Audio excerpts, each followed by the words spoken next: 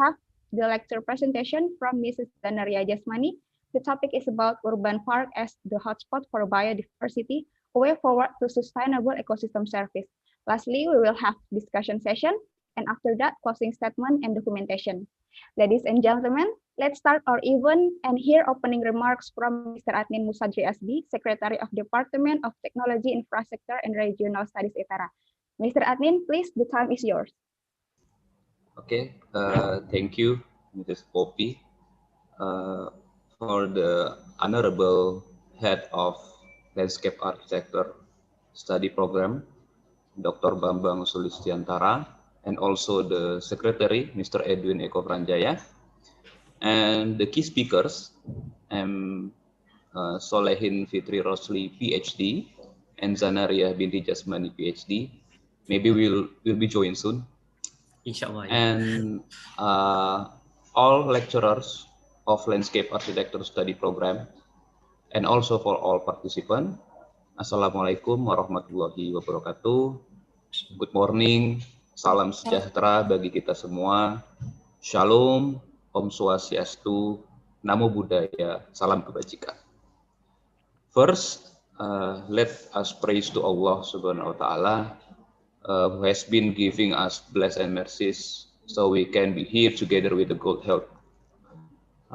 I ask for permission to represent the Department of Infrastructure Technology and Territorial, and also Dr. Rahayu Sulistiorini as the head of department, who cannot give an opening speech today right now because at the same time there is a visit from the region of South Lampung Regency. So today I am really pleased to welcome you to the opening of this important lecture in Landscape Architecture series. And let me start by thanking Mr. Ahmad Solehin Fitri Rosle, PhD, who give his time to give a lecture series here, and also Zanaria, PhD, as key speakers for today's event. We are very pleased to organize this international lecture in collaboration with such a valuable partner, and we are also looking forward to our continued partnership. And during this international lecture, we do hope that we all can will acquire up-to-date information on the status of SDGs implementation, especially in the context of landscape architecture, as well as the strategies to integrate the SDGs in the work of our field. For all participants, please do not miss an opportunity to exchange views. Don't miss opportunity to share experience, and do not miss an opportunity to discuss something related to the topic. So as the organizer, we do apologize if you find any imperfection and shortcomings of facilities of service. We are really grateful have you all here via online, and we do hope to meet all of you directly soon after the pandemic is over. We look forward also to open and constructive debates in this event, and wish you a most successful lecture. Thank you. Wassalamualaikum warahmatullahi wabarakatuh. Waalaikumsalam warahmatullahi wabarakatuh. Thank you, Mr. Admin, for your speech, and thank you for joining us today at your tight schedule. Next, let's hear remarks from Mr. Edwin Eko Pranjaya, Secretary of Landscape Architecture Program ITERA. Mr. Edwin, the time is yours. Okay, Bismillahirrahmanirrahim. Assalamualaikum warahmatullahi wabarakatuh. And good morning to all of the participants of international lecture today. Firstly, the Honorable Mr. Adnin.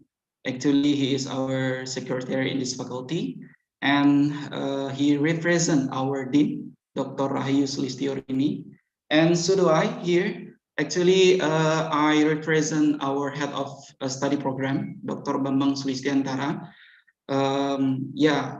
He cannot join with our international lecture this morning because you know that he has a lot of things to do in IPB University. So yesterday he asked me to give the opening speech to all of you here.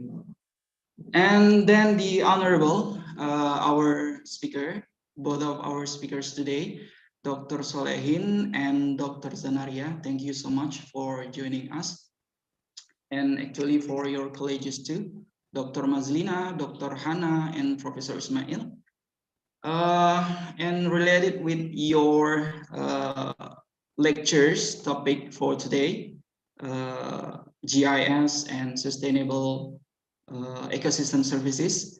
As we know that both of this lecture topic is very important, not only for landscape architect, but also for a wider profession out there.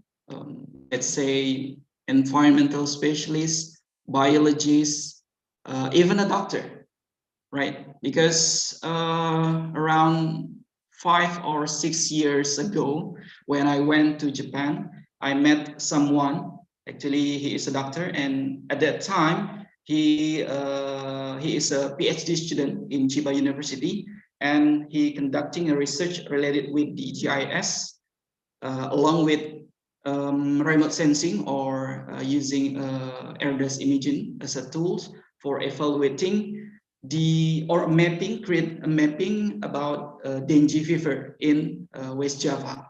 And for me, it's also familiar using a GIS because when I worked my master thesis, I used this tool, GIS, along with remote sensing to evaluating the LULCC or land use land cover change in Karawang district, West Java province, Java Island. So it's very important for our students here, and I hope that our student will ask Dr. Salihin or Dr. Zanaria related with their design studio in our study program.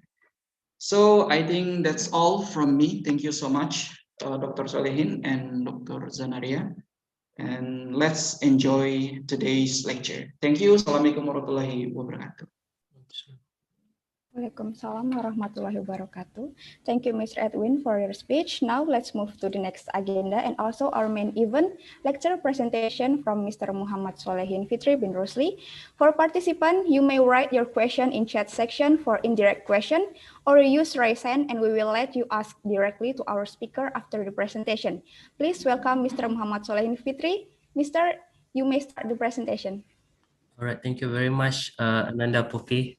Yes. Right. First of all, I would like to express my highest gratitude to Mr. Anin, to Mr. Edwin for having me here. I mean, this is for me. This is such a pleasure to. I will consider it's just it's part of a sharing session rather than a lecture note because I mean. I'm not considered as an expert in this field, but it's a matter of me to feel that it's very good to have this kind of sharing session because it's helped us to, I mean, at least to create sense of awareness or to broaden knowledge regarding what we're having currently in landscape architecture here in UTM. All right. All right. First, yeah. Is that possible if I start to share the screen here, the slide here?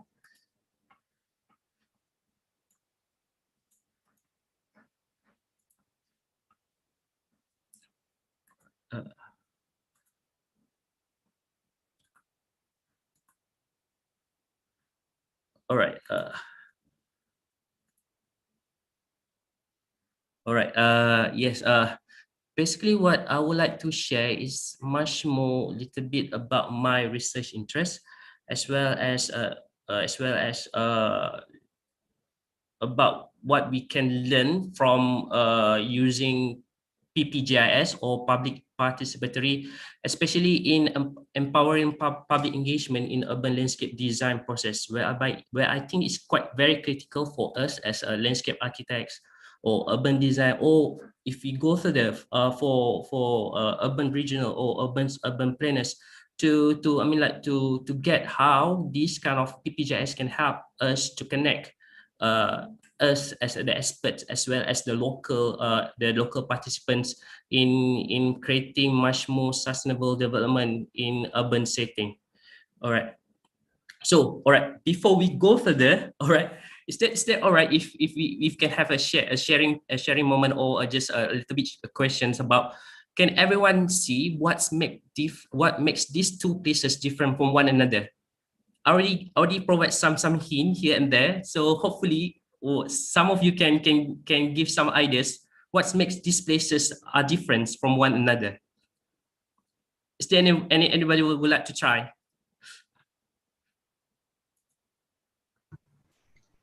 Visitors, Good. What else then? If you can see them. shading area. Nice. Yeah. I really like the way how you mentioned about the visitors. Can you explain more about that particular things about visitors? I think the right. Pardon, Mr. Martin?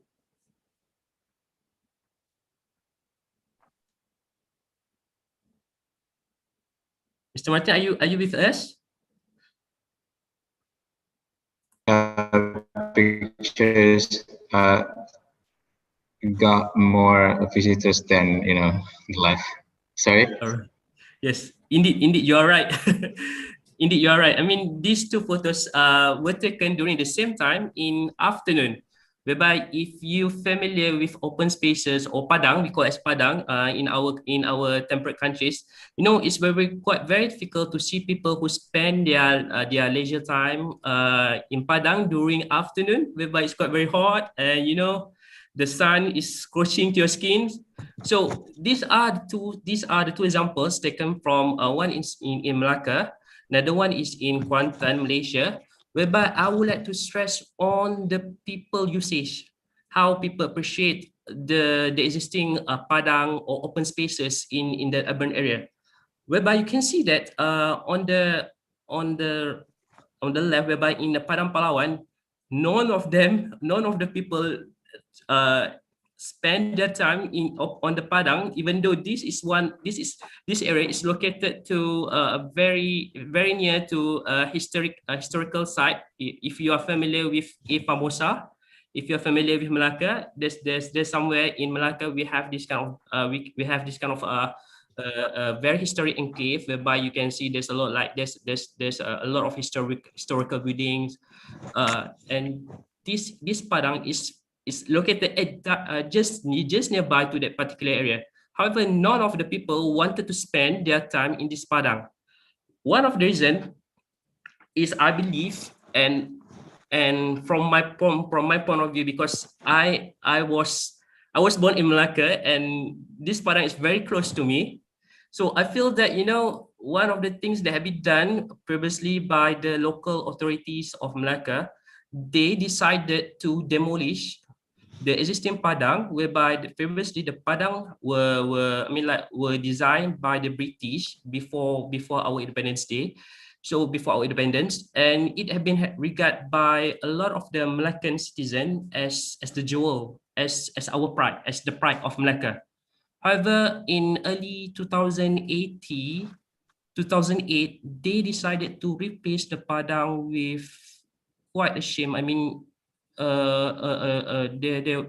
replace it with a mall because they believe that the mall can generate more income rather than the padang. For me, this is quite emotional because I believe the padang hold very, they are very close to us in terms of the memories, in terms of place attachment. In fact, in terms of our historical, in terms of our historical tapestry, this Padang used to be one of the important spot before our Independence Day, whereby our first Prime Minister, he used to announce the date of our independence in this Padang, right after he back from the UK, doing some negotiation with the British colonial. So, however, due to this kind of, for me, this kind of disrespect to the values they embedded in this Padang, they turn up this Padang into a mall without having a consultation, without engage the local in this matter. and it was a quite a havoc for us. It's quite a major issue for us, the Malaccan people.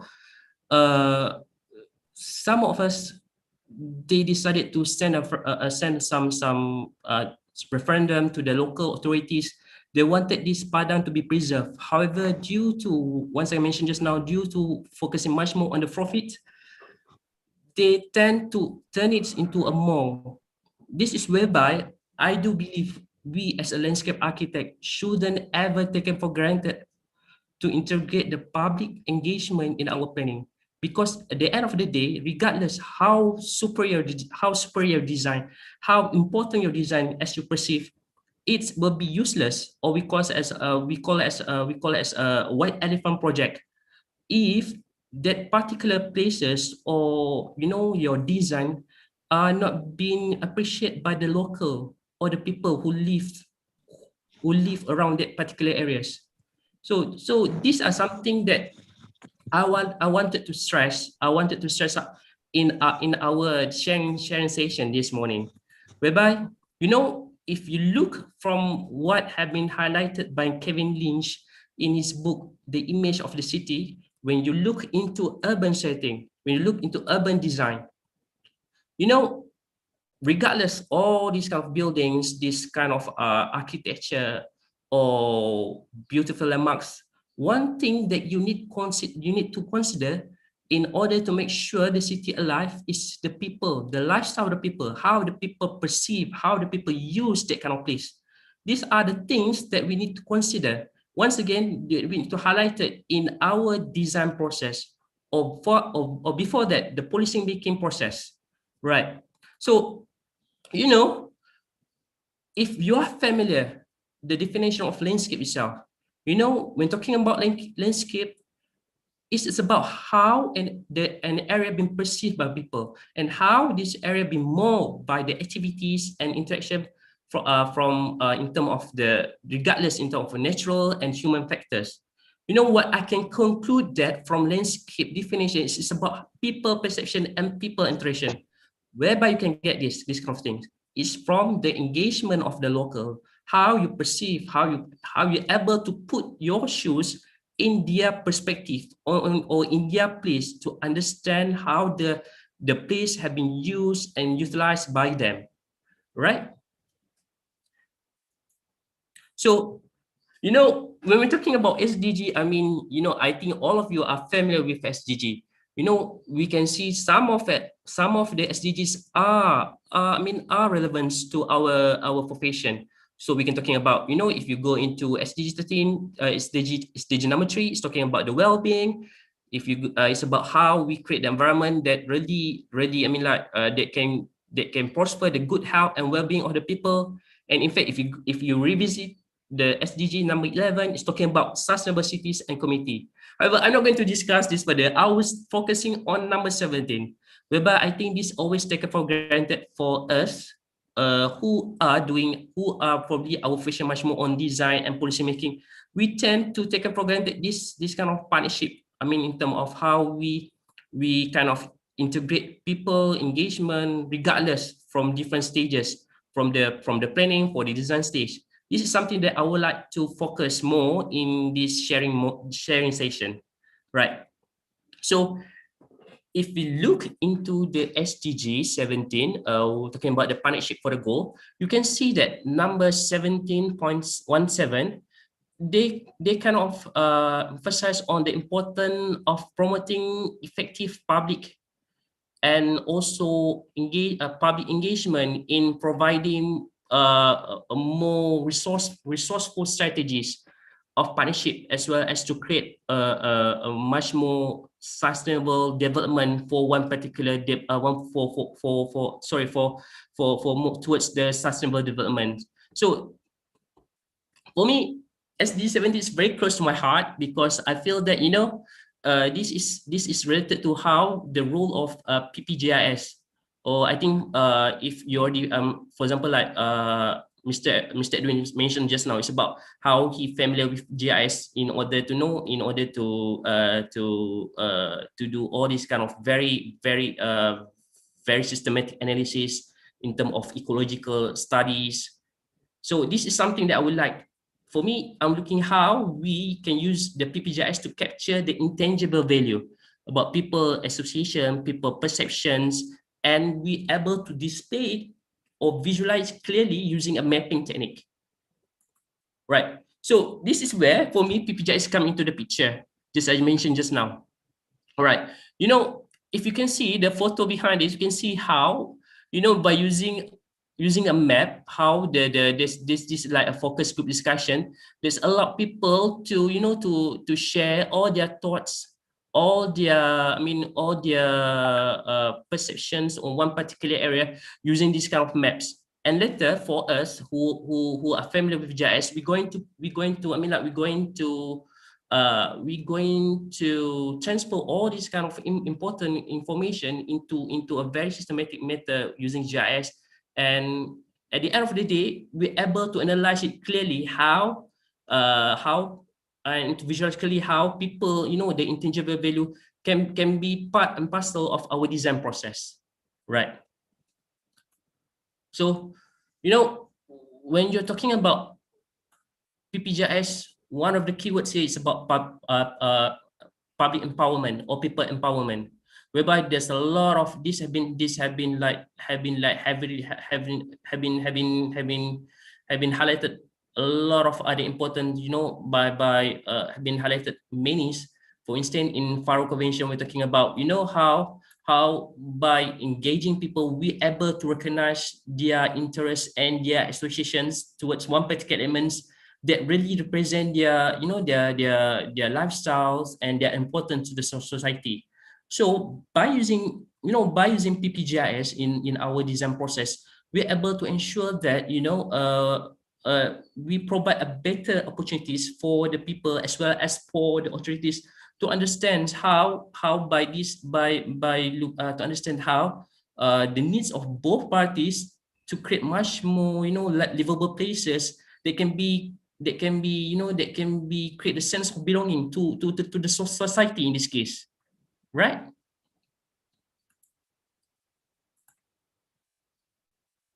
Right. So basically, so what is PPGIS? I've been so immersed talking about PPGIS and I don't totally forget about. So what is PPGIS anyway? So when talking about PPGIS, is how we use GIS to create a broadened public involvement. So in this case, how we use, you know, we can use how we use a mapping technique to provide a good platform for people to express. Just I mentioned just now, just like what I mentioned just now, how people to express or to visualize their attachment to a particular area on the map. So according to Brown in 2014, PPGIS has become a very common technique for the designer or for the local authorities to I mean, like to have or to understand how the place, meaning the cultural and historical value that associate to the people can be easily be visualized using a mapping technique, right? So if I mean, every one of us already familiar with this kind of conventional mapping. In fact, this is part of parcel of our design process. We're having a series of maps that showing people activities, you know, important landmarks, if you can see somewhere around here, and how people perceive that one particular area. You know, we currently, I believe that we already started the PPGIS before Brown in 2014 described about this. But the uniqueness about this is how we kind of, you know, we kind of elevate, or we kind of bring this method to another level by integrating GIS in our design process, whereby you will find that PPGIS will be a very powerful tools during the analysis part, because, you know, instead of you having a different layers of mapping using in fact of you using a very traditional and conventional technique by layering all your mapping with just one click, or just with by using GIS, you'll be able to compile all these kind of map in very systematic way and a very comprehensive way, whereby it's really for me, I think for the students as well, for one who already involved in the policy making or design stage, you will be thanked to PPGIS. It's really save a lot of time for you. It's a matter how you explore, how you try to bring, how you try to integrate what you have right now with GIS. That's the only matter for me. So I've been mentioned just now, these are some of the benefits using PPGIS in urban landscape design. You can see that, you can integrate the PPGIS in different phases and a different process. If you look into the planning, you can integrate into the planning process. If we look into the designing process, we can always include that during our inventory and analysis process. All right. And just like I've been described before, it's very systematic. It's help you to be, be focusing on what are the important elements or parameters that you wanted or you wish to look into during your design stage. All right. And for me, far from and the most important thing for me is how by using PPGIS, it's help you to broaden your engagement in terms of public engagement.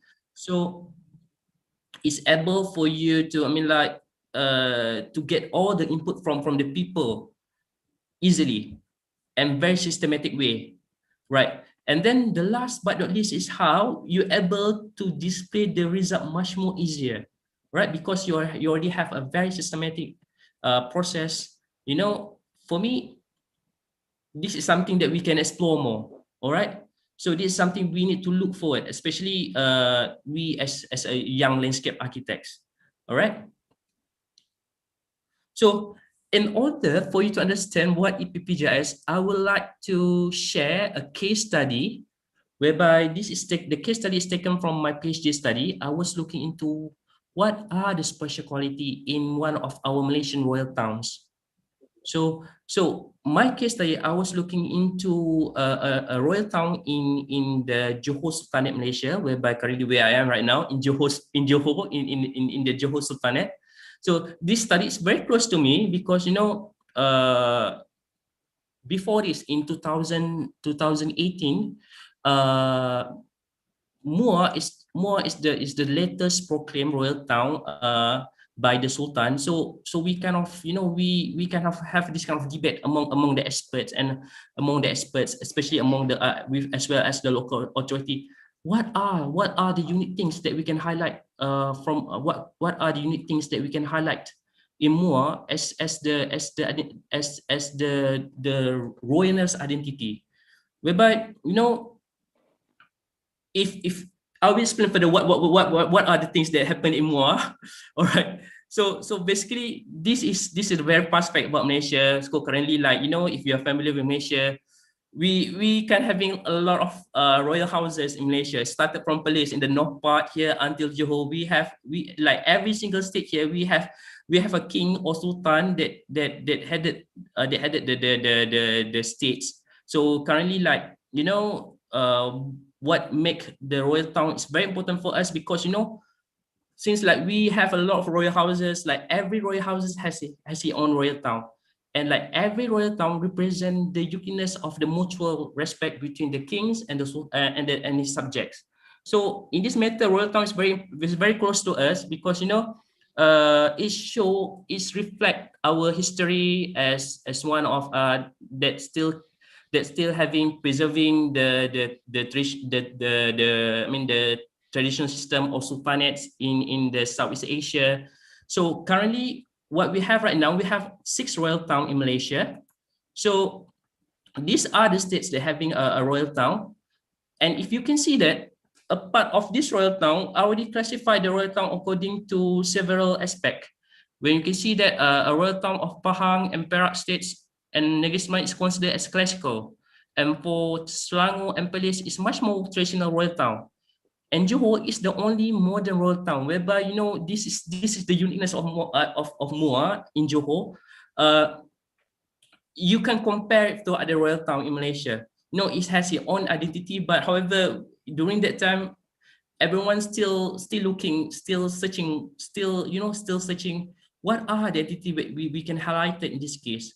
So basically, what they did last time, they tend to focus much more on the expert oriented, rather than they try to engage the local or the people who live in Muar to get or to know what are the values or the identity that can be highlighted as part of the royal, as part of the identity of Muar as the modern royal town.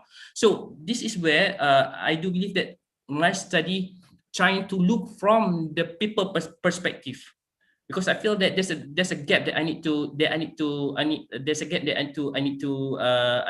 need to cater in order for me to, in order for us to create much more, you know, to understand the people and place interactions. Because as I mentioned earlier, at the end of the day, all those design, the bombastic design, all this kind of very, you know, very this kind of a bombastic design, or and also the things that you wanted to implement in that particular area will be used and be utilized by the people. So you need to put yourself in their shoes in order for you to understand what are the important things that can be highlighted as part of the identity of the place, right? All right. So basically, I would like to have like a little bit definition what is royal town. Basically, it will be happy to know what are the reason that triggered me to do this kind of studies.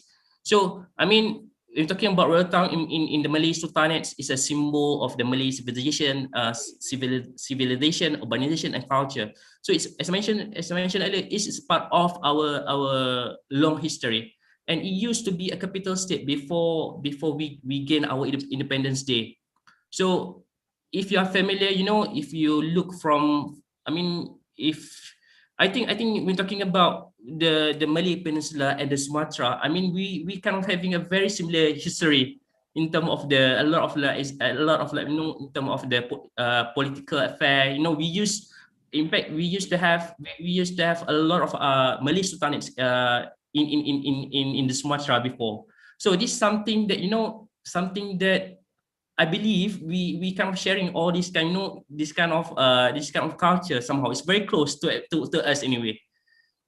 So if you look, in if you look in 13th century, you know, the history of Muar used to be a vassal state of the Majapahit Empire, and in fact it used to be part of the Malacca Sultanate in 15th century, and in 1855 it used to be capital state of the Johor Riau Sultanate before he been handed to Sir Sultan Abu Bakar in the Sir Sultan Abu Bakar, where we known as the first Sultan of the modern Johor.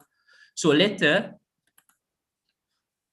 in 2012, if you can see that it's been proclaimed as the royal town of for the modern Johor Sultanate. However, during this time around, you know, I mentioned there's quite a huge issue happened during that time. We are not clear what are the identity that we can highlight, that can be highlighted in order for us to reflect the status of Muar as the royal town. Right. So I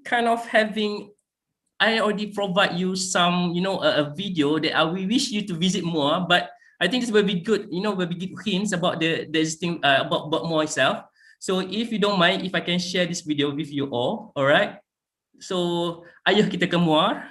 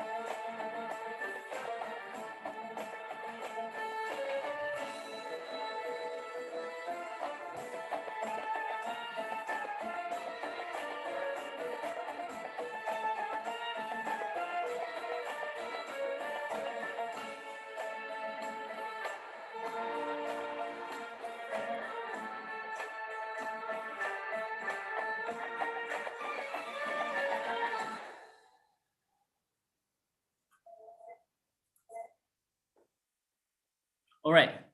After you watch that video, what do you think about Moa? Can anyone share what they think about Moa?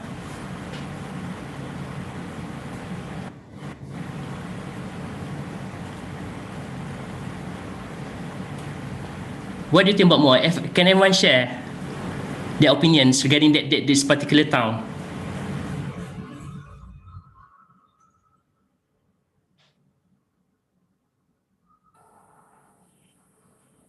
All right. Okay. So, all right. In the case, I know. I mean, it's just a very short tour to Moa. However, I mean, if you look in terms of from the bird eye view using that kind of from the video, you can see that Moa basically it doesn't look very. It's look like just a typical town, which is if without a royal status, without being proclaimed as royal town, nobody knows that's a royal town from the physical aspect. So these are the issues that really triggered me to look, because if you look from physical aspect, you can see there is no very majestic or very strong architecture that we can consider as part of identity that reflect to the royal town. But if you go deeper, if you go into a very intangible value, from the point of intangible value, you can see that Moa offers a lot of meanings and association for the people. If you for some people in Moa, they believe that Moa is the entity of Moa is beyond the royalness itself. It's represent the lifestyle of people. It is represent the rich history of the people, whereby it's something that have been neglected during the proclamation of Moa, or the way how they wanted to develop Moa on that particular times. All right. So in order for you to understand, in this case, in order for you to understand how PPJS can help you to to highlight all this kind of intangible value, you need to be very creative. Because I know if talking about PPJS, a lot of people waiting, oh right, how about we should invite people in a very good, in a very large number seats, having and to have a discussion. So what we so call as a focus group discussion to share all these kind of things. But when you on the side, when you are on the real side, you will find very hard to engage using this kind of methods. So you need to be very creative in order for you to get all this kind of information. So the method should be diverse. It should be diverse. It should be reflect the different approaches.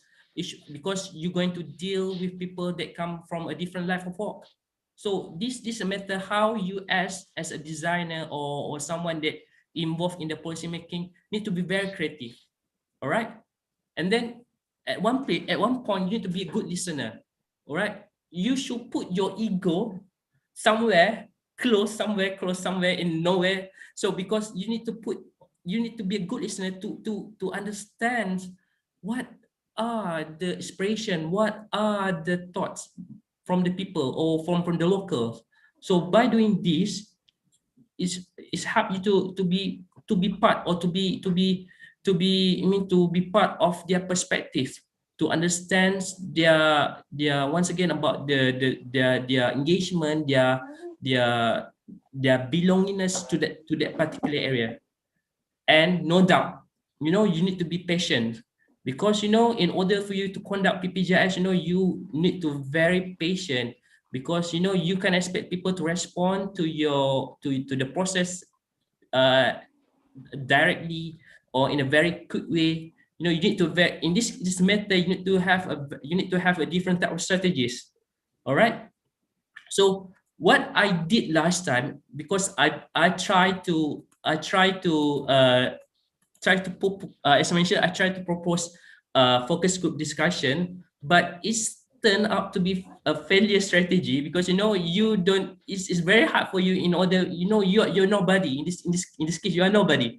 So it's very hard for you to to able to gather a large amount a large group of people within one particular area or one particular place to conduct a discussion among them. So what I did last time, I tried to diverse all the technique for me, or I tried to come up with a lot of strategies that I feel that able to, you know, to cater different type of peoples or that come up from a different backgrounds, especially in Moa. So I found that if you still remember based on the video, you can see that there is somewhere in more some part in more has been considered as an old town. There will be a royal precinct. So I can see that by using by you know by I need to know the I need to know what are the demographic stratification in Imua itself. Where I see that a lot of the Malay people, they live somewhere in the royal precincts, and the Chinese and other races, they somewhere live in the urban area. So in order for you to get a very robust or very, you know, a very robust input, you need to consider all these kind of type of demographic stratifications. So you need to at least try your best to have you know, to engage people from different ages, backgrounds, belief, because these are the people who create the uniqueness of the place. Right. So in this case, what I managed to what I already did last time, I managed to engage around 300 people. So they come up from different type, they come up from different backgrounds, and instead of having focused group discussion, what I did last time was I'm kind of having a face-to-face interview. I'm kind of having face-to-face survey to engage the participant in order for me to engage participants. And during that face-to-face survey, what I did, like I did provide them with the video that you just watched just now from the drone, and I did provide them with some I mean like alternative. I did provide them a video for them to understand the whole setting of MOA in order for them to get the sense of wayfinding or orientation themselves in the study. And then I did provide them with a conventional mapping as well as with a digital map. So this is how I trying to engage people somehow, because you know, if you deal with the elderly, they prefer using a map, conventional map. If you deal with the young generation, or generation like you, or a generation like all of you, you will prefer using much more, you know, you are much more technological savvy. So you are prefer using a iPad in order for you to, you know, you feel that it's much more interactive rather than using a conventional maps. So but the end of the day, what's matter for me is all the information that makes your study reach in terms of people perception, how they interpret the place. So what I did using all these kind of techniques, what I did was like I transform, or I transferred all the informations, all the data that I get in a GIS mapping. So using that time, I did cluster that according to different type of landscape values that I feel that these are the landscape values that are very important. And these landscape values are developed based on the engagement with the experts, with the people, as well with someone that very close to the Sultan. So these are the things that I try to highlight it. However, in order for me to make sure that this landscape value are I mean like easy to be understand by the people, so the only way is to make sure there is no jargon. It's very straightforward. You know, the definition are there. You're able to describe it clearly. What are the things you wanted them to assess? So these are the things that you consider. You know, while you are dealing with face-to-face interview, make sure all the questionnaire, all the surveys are very straightforward. You know, no jargon, no. I mean, no fancy terminologies. So because your target is the people of the place, so your target is a community. So make sure that, as I mentioned just now, put yourself in their shoes. You know, it's very hard for, at the first place, it will be a bless if they're able to respond to you, but don't make their time harder by providing a lot of questions that, and also a lot of jargons that are not very clear. So this before this, I come up with 20 more than 10 landscape value. But throughout time, when I already did some discussion, some pilot study, these are the important that really represent the identity of Muar as the royal town. So this is an example that I did last time. This is the conventional map. I'm using a 3D map taken from Google Earth.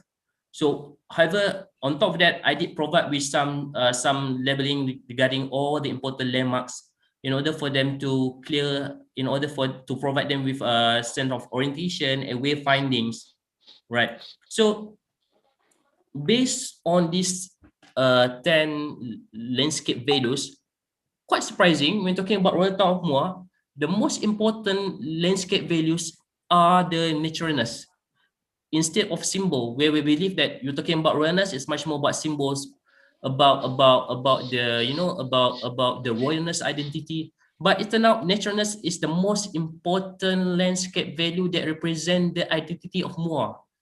One of the things, if you can recall back the video, you can just now, you find that in Muar is been surrounded with a large mangrove area, an abundance of green area. So in fact, the palaces, whereby if you can recall back, the palaces or the royal persons is located in the green area and be surrounded with a lot of like green area. In fact, no doubt symbol came to the third one because the thing is, talking about Muar, the king does not reside in Muar. So perhaps this really reflect how people feel about Muar itself. For compared to other royal town in Malaysia, compared to other royal town in Malaysia, Muar is the only royal town whereby the sultan or the king does not stay at the town. He much more prefer to stay in our capital state, whereby in Johor Bahru. So Muar is considered as a retreat royal town for him, right? This is something that really reflect the finding, whereby I think it's quite interesting enough to discuss further. So yeah, all right. If you can refer back, call back all those all those kind of landscape value that been highlighted just now, you can see that these are the some of the things that people perceive to have reached in terms of aesthetic value. So all these kind of maps describe different type of qualities, right? So you can see that some areas have a very dense in terms of economic value, whereby this is somewhere in the city center. And if you can see that there's a very dark spot here that represent the spiritual value, whereby and this is because I believe this is where the royal mosque located. And what makes me interesting about this kind of value, whereby I managed to have like almost like 20 respondents that came from non-Muslim, and they feel that the mosque really represent, is very close to them because it represents spiritual, even though that's not part of their belief. They feel that when they stay somewhere near to the mosque, they feel very calm. They feel that in terms of spiritual is very important for them. This is quite very interesting for me, right? And then if you can see that for example talking about intrinsic is much more the inner feelings about a place that you wanted to visit a place, but you do have no reason why you wanted to go to that particular place. So we can find that in Muar, there's a few spots somewhere along the promenade in the royal precinct, and somewhere in the old town or old towns that have this kind of high level of intrinsic value. So this is something that this is something that can only be captured using PPGIS. You're able to display all this kind of intangible value and show it clearly using a map. All right. So before I go to the final product, so the process basically, if you're familiar with GIS, basically you're going to overlay all those kind of maps, and you started to analyze using the rasterization process.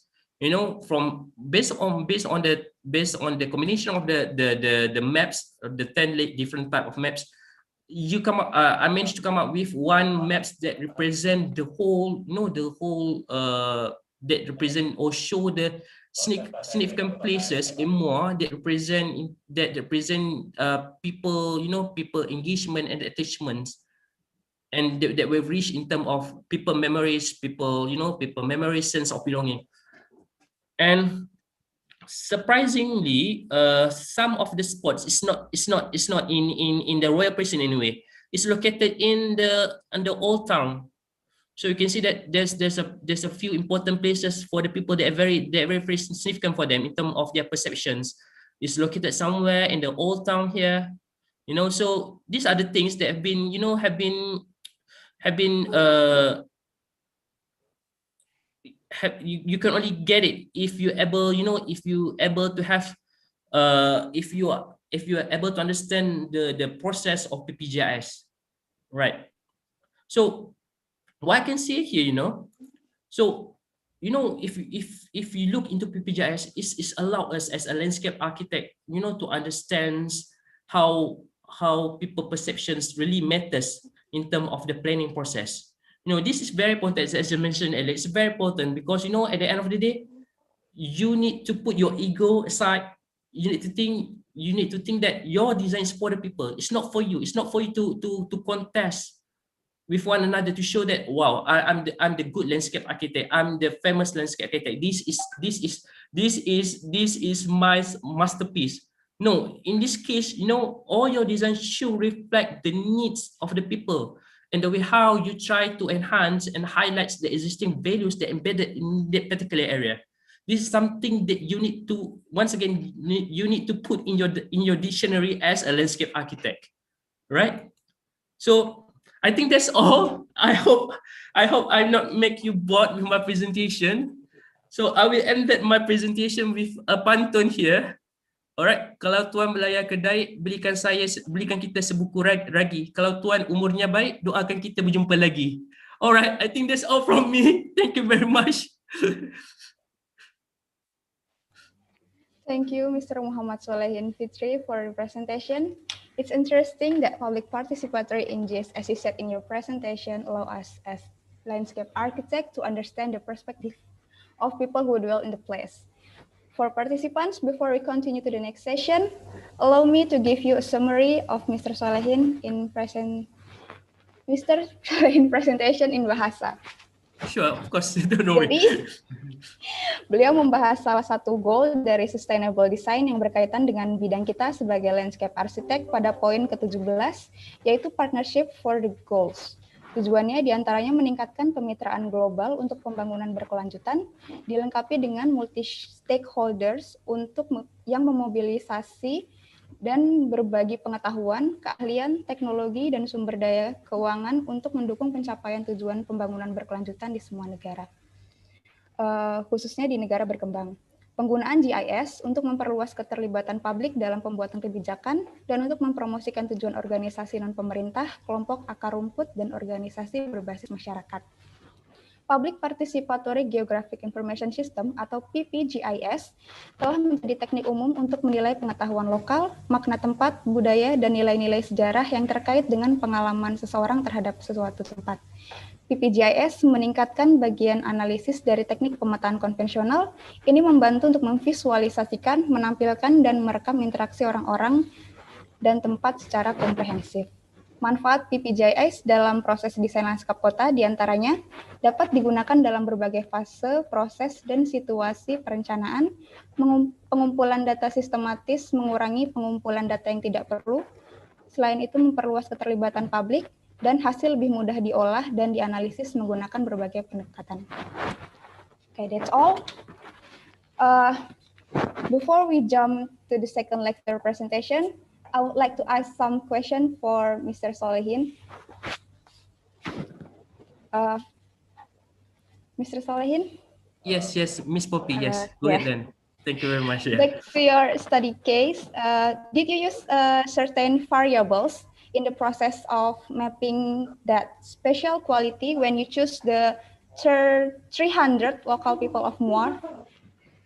Oh yeah, yes, indeed. I did use all several variables, but I didn't manage to share it right now because the variable is too much. Oh, So one of okay. the variables is like I'm looking into demographic factors, whereby in compared to other rural town in Malaysia, most of them have been populated by the Malay community. But in Muar itself, we have a quite a balanced number between the Malay, Chinese, and Indian population. So I'm much more focused on how different people in terms of demographic factors really influence their perceptions. On top of that, there's a few others parameters such as their educational background, because if we're looking into educational background, we can see that people with high levels they are much more familiar with the terminology of royal town. But and at the same time, I'm looking into the age level itself because if you look from the elderly perspective, you can see that they are kind of walking dictionary because or walking Wikipedia because they know a lot of things happens in that place right compared to us the younger generation. So this is something that I kind of try to look during my studies last time. All Okay. right. Thank you for the answer. And for participant, uh, anyone want to ask question directly to Mr. Solehin right now? Pop mau nanya dong. Oh ya, silahkan Pak. Mr. Solhin, you mentioned that one of the benefit to use PPGIS is to Right. reduce unnecessary data. So I think it is very important as a student or a landscape architect Tidak menghilang. Martin, are you there? professional. Pak Martin, No. punten putus-putus suaranya. Martin, So, yes. I mean, what kind of unnecessary, like, I think it is very important to say, I'm sorry, what, Poppy? Putus-putus No, sorry, Pak Martin. suaranya. Yeah, can you repeat again your questions?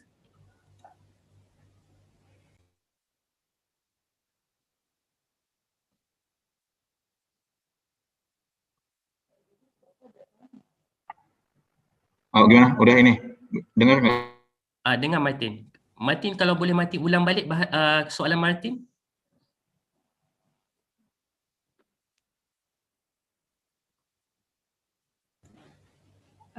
Pak Martin boleh bertanya lagi Pak. Silahkan.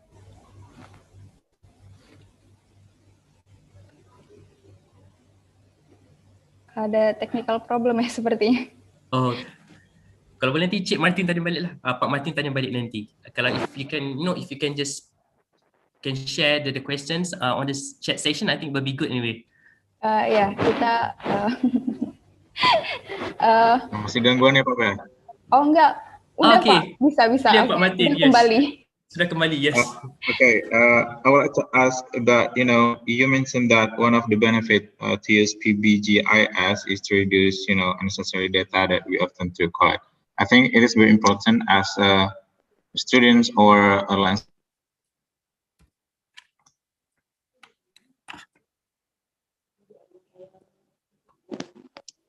On my way.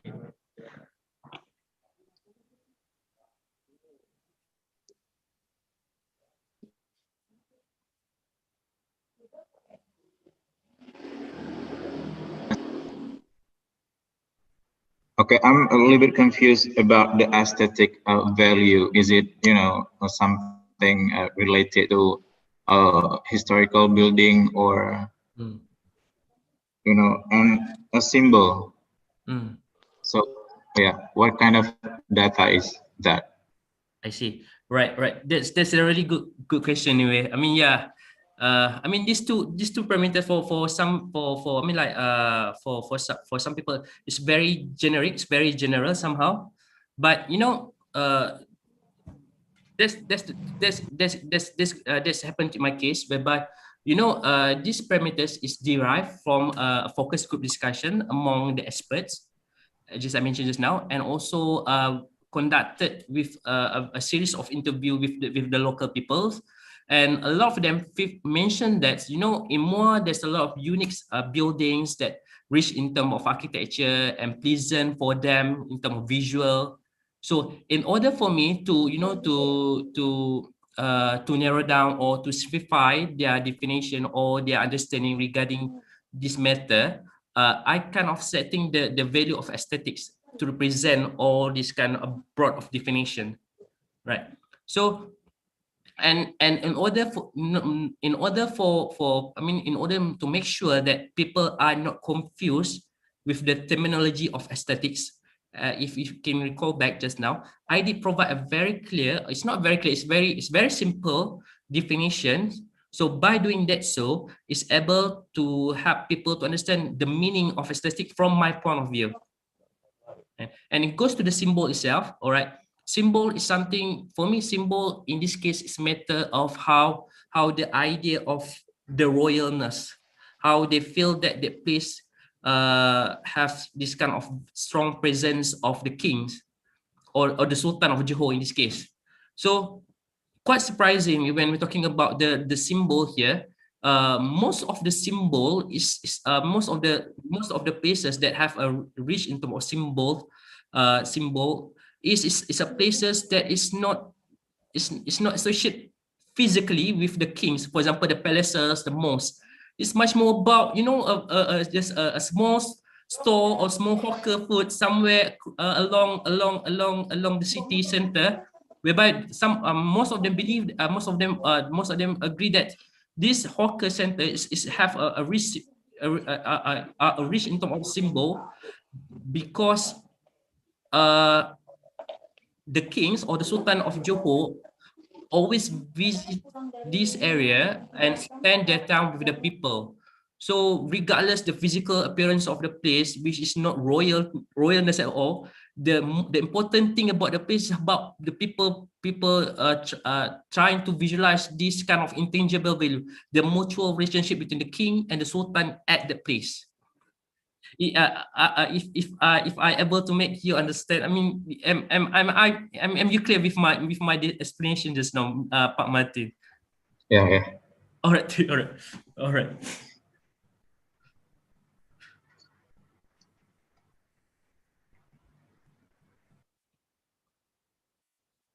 Okay, yeah. Thank you.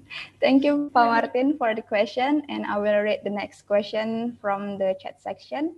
It comes from Petros Karmei Bago from ITERA, Landscape Architecture Study Program. He's asking about in 2019, the most popular SDGs issue was about marine ecosystem. And in 2020, the popular issue is about environmental issue. What were the reasons in 2019 until 2020? The urban landscape in that year was not given enough attention. Is this merely an agenda for the 2019 until 2030 SDGs discussion, or is there a relationship between the COVID-19 pandemic in 2021 and the current urban landscape that is getting worse, or is it getting better? Better. All right. I think this matter how you look from different angle. For me, I mean, all those SDGs 19s 17s are important part one another, because you know when you're talking about SDG, if I'm not wrong, there's SDG 11 talking about the sustainable city. So that kind of SDG is very important, because you know is how, you know, if you can look all the data right currently, almost like 70% of the population live in the urban area. So that's a major issue. This is something that we need to cater in this case. You know, perhaps I believe that this is because, you know, this is because the way how you look, the angle is the different angle, the different perspective. So in this case, if we feel that some of SGD is related to our field, it is our role itself to promote that. Whereby I always emphasize this to the students in UTM right now currently. You know, we as a landscape architect, we are the stewards of the environment of our nature. So in this case, you need to emphasize the role of us landscape architects in providing much more resilience or sustainable environment for the people. So you need to understand, regardless what kind of SDG, and look into how this SDG will able to be utilized in your design or into your planning process, right?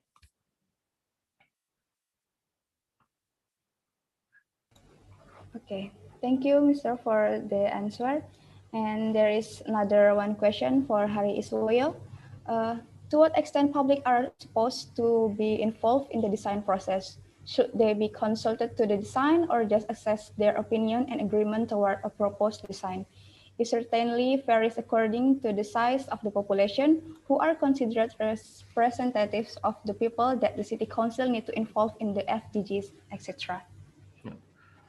Ideally, according to the sustainable development process, this kind of engagement should be started earlier until the end of the stages. So you need to involve, if possible, we need to involve the participant during the early stages in terms of to get ideas in terms of the planning process, and until the end of the process, how we trying to look in how our design implementation really affect their daily life. But in this case, we as I mentioned earlier, we are the one who design the place for the people. So we need to include them throughout the process, regardless any stages. I think that's what I'm trying to say. It's from my point of view. Okay, thank you for the answer. And is there any question again for the participants? Oh, okay. There is one question from Alright. Lutfi Alwi Toro. He wants to ask, during the PPGIS process, were there any obstacles to approaching local residents? And if so, how to deal with them? All right. I mean, yeah, no doubt there's a lot of obstacles. It's the way how matter you approach them. This is I mentioned just now is you need to be creative, because based on my experience last time, some people they do not prefer me to approach them personally. So you need to come up with a lot of solutions. And so if you're looking in this matter right now during the pandemic, in the COVID-19 pandemic, I think it will be much more challenging for you to conduct this kind of like a face-to-face survey, because you need to make sure that you kind of very you able to keep a good distance, or you're able to follow a very in terms of the ethics you need to follow. You need to have a very high measurement of to keep you safe in terms of the spreading of the COVID. So in this matter, you need to be creative somehow by using media platforms. All right, or I don't know, something that we can explore more. But during my time last time when I did my PPGIS, it's about one of the things about the cultural barrier, the language barrier. Some people they don't prefer to, I mean, like to speak for someone that are totally different from them in terms of the cultural barrier. So what I did last time, I was accompanied with my friends that are from different races. So they feel, in their case, they feel much more, they feel much more safe. I don't know what are these methods that really haunted them, because for me, in my case study, in my study, culture is the most biggest problem for me to engage the people. Yes, I think that's enough. Thank you for the answer, Mr. Muhammad Solehin. And for participants, if you still have question for Mr. Solehin, you may write it down in the chat session, or you may ask directly after second lecture presentation, and Mr. Solehin will answer later in discussion session. Oke, gimana Pak Martin?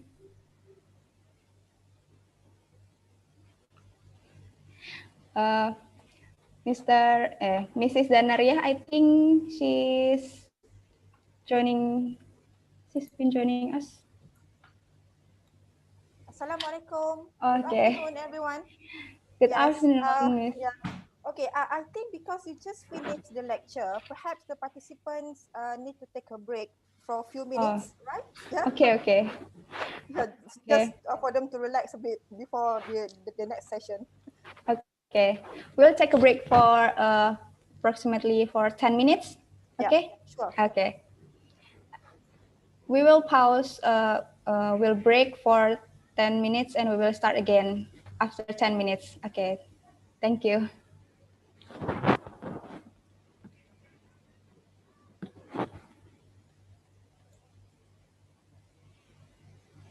And I want to remind you for all participants, wait, I will share in chat section. Okay.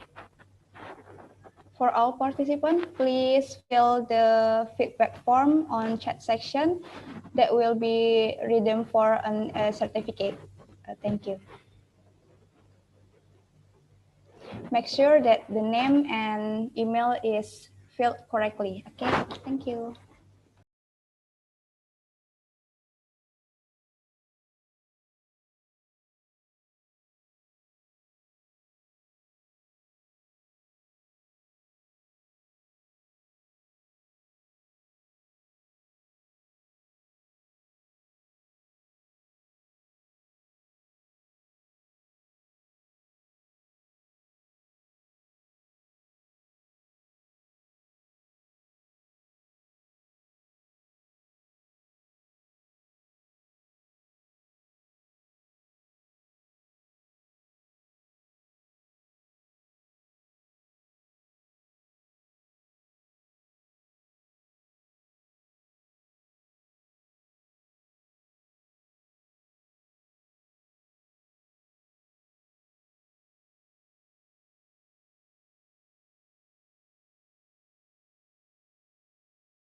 Coba ya.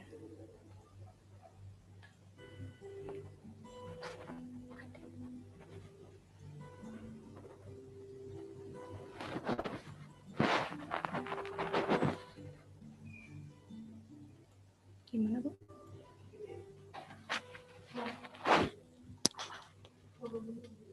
Oh, ini kurang.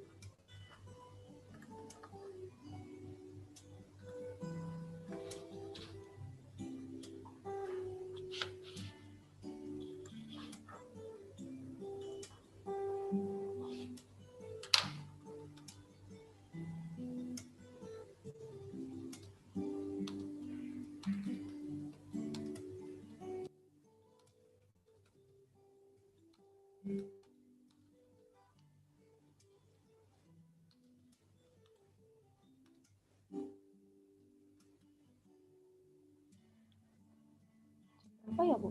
Tadi 18 ya, berarti.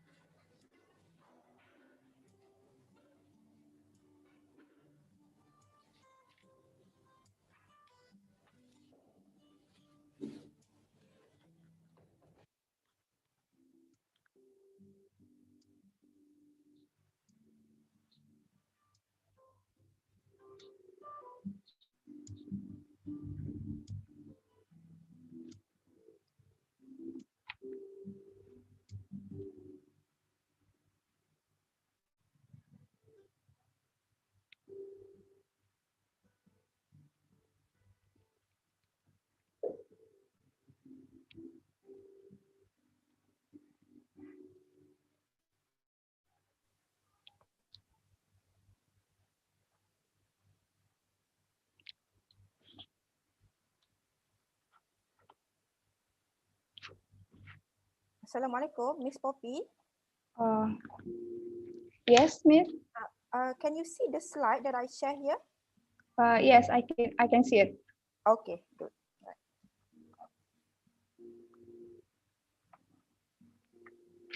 How to?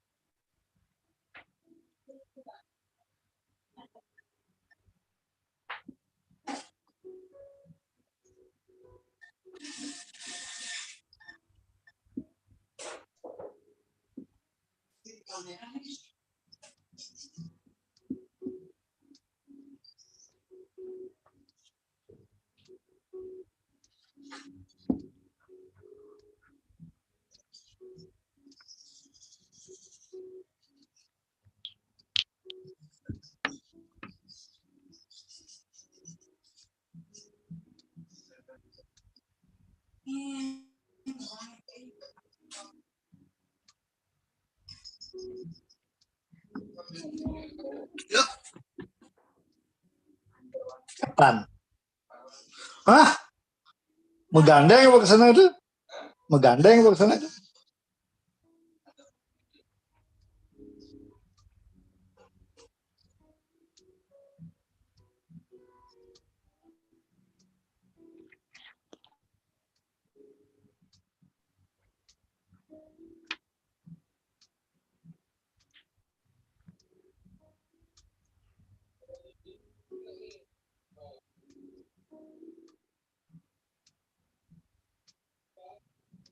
Apa?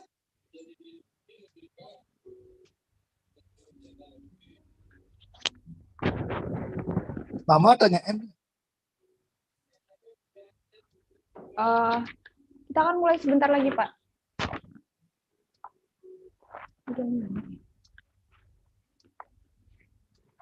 Apa gitu? Mrs. Zanaria. think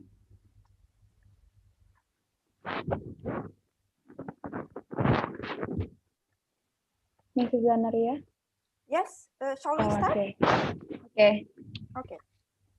Wait. Okay, now we will begin to our event again. And now let's hear the lecture presentation from Mrs. Zanaria Jasmani. For participants, you may write your question in the chat section for indirect question, or use raise hand and we will let you to ask directly to our speaker after the presentation. Please welcome Mrs. Zanaria Jasmani. You may start the presentation, ma'am. Thank you very much, Miss Moderator. So, Miss Poppy, I can call you Miss Poppy, right? Okay. So today's topic is on urban park as the hotspots for biodiversity, a way forward to sustainable ecosystem services. Miss Poppy, can you just mute the other participants?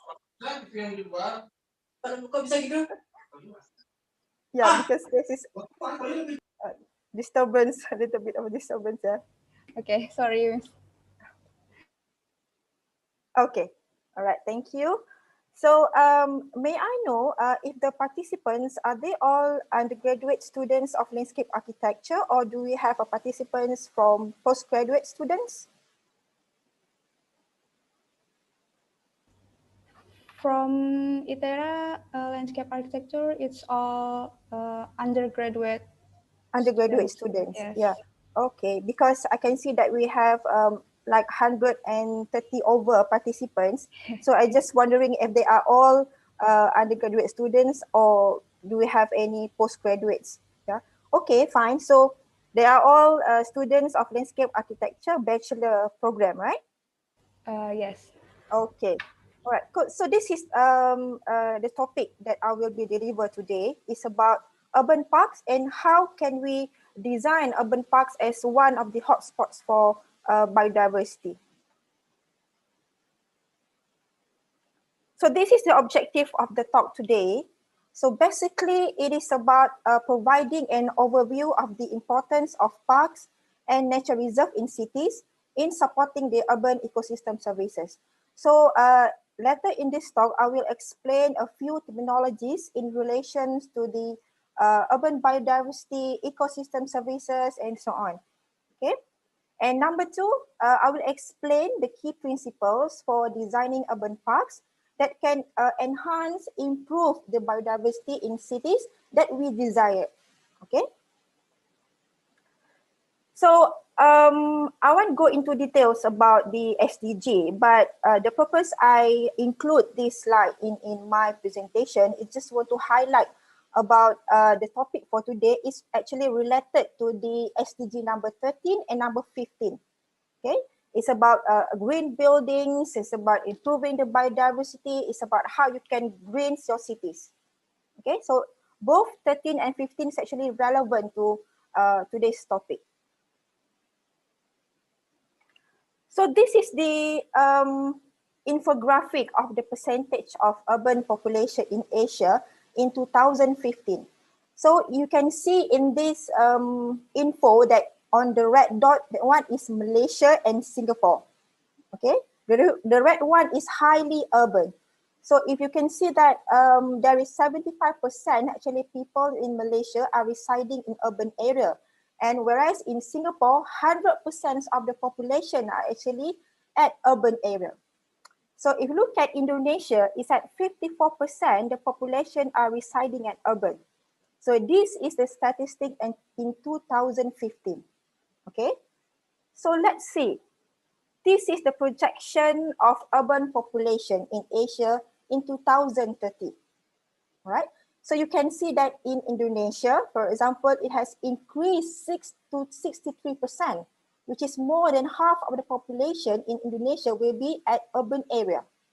Right? Whereas Malaysia is up to 82%. Although this is just a projection, but we all know that urbanization is never stopped. Okay, never stop urbanization. It will increase from days to days because of the demand for the economics, the demand for the commercial, for the businesses, and so on. So urbanization, we cannot avoid it. Okay, we all going to face this urbanization. But how we can deal with urbanization, whereby we can work with the nature, not against the nature. Okay. So this is one of the initiatives from the ADB, Asian Development Bank, and also Green Cities Asia. So this is their aspiration about greening the cities in Asia. Okay, so I would like to emphasize on few aspirations here. It's about more small parks, more trees, harmony with nature, green, fresh, and in fact clean. And in fact, all the aspiration here is actually related to greening the cities. Okay. So let me tell you what is my research focus on. Okay. So today my talk will be comprises of 3 parts. The first part I will explain on the general definitions of all the related terminologies in relation to biodiversity, in relation to the ecosystem, urban ecology, and so on. Okay. And the second part, I will explain about my research that I've done it from 2013 until 2016. All right. So my research is basically focusing on small parks, small urban parks, where I only focus on the parks that have less than 2.5 acres in acreage, 2.5 hectares in acreage, sorry. Okay, so although it's, my research is only on looking at the small parks, but actually the findings of my research can be used for all green areas in the cities, including large park, okay, urban forests, and so on.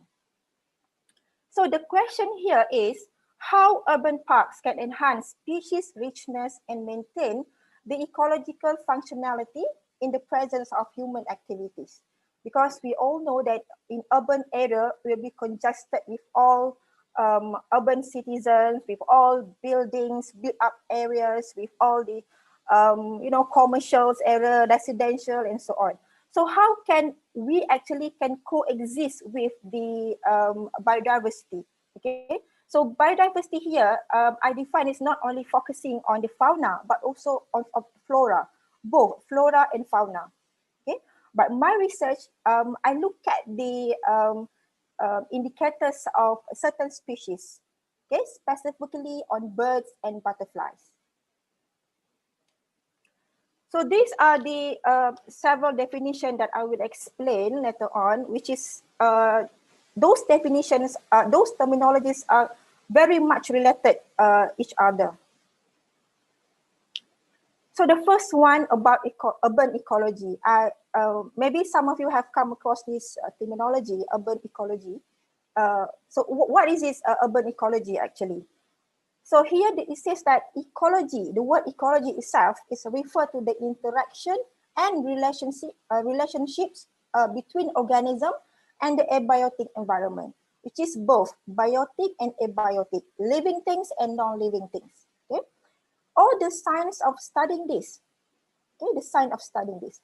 And the term urban ecology actually being used by the human geographers and sociologists after all. Sorry. Okay. So then the terms of urban ecology has been defined and simplified by several scholars that experts on this urban ecology research.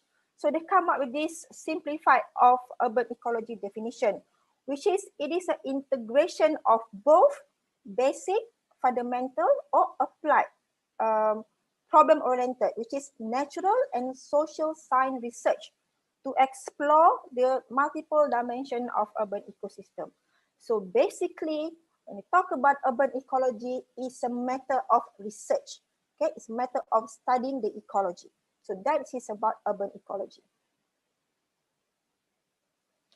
So next is about urban ecosystem.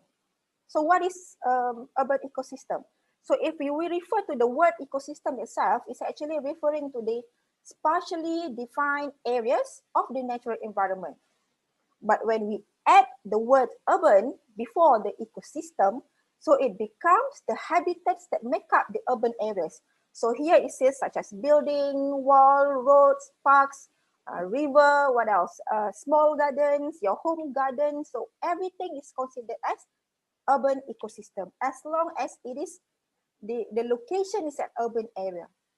Okay, if the locations are in a rural area, so the definition might be different, but more or less it's quite similar. It's just a matter of different spatial area. Okay, different location.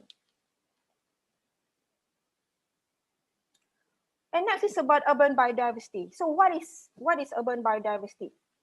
So here it says that the diversity of living organism, plants and animals. So this is specifically referring to the organism, which is us as human also is part of the biodiversity.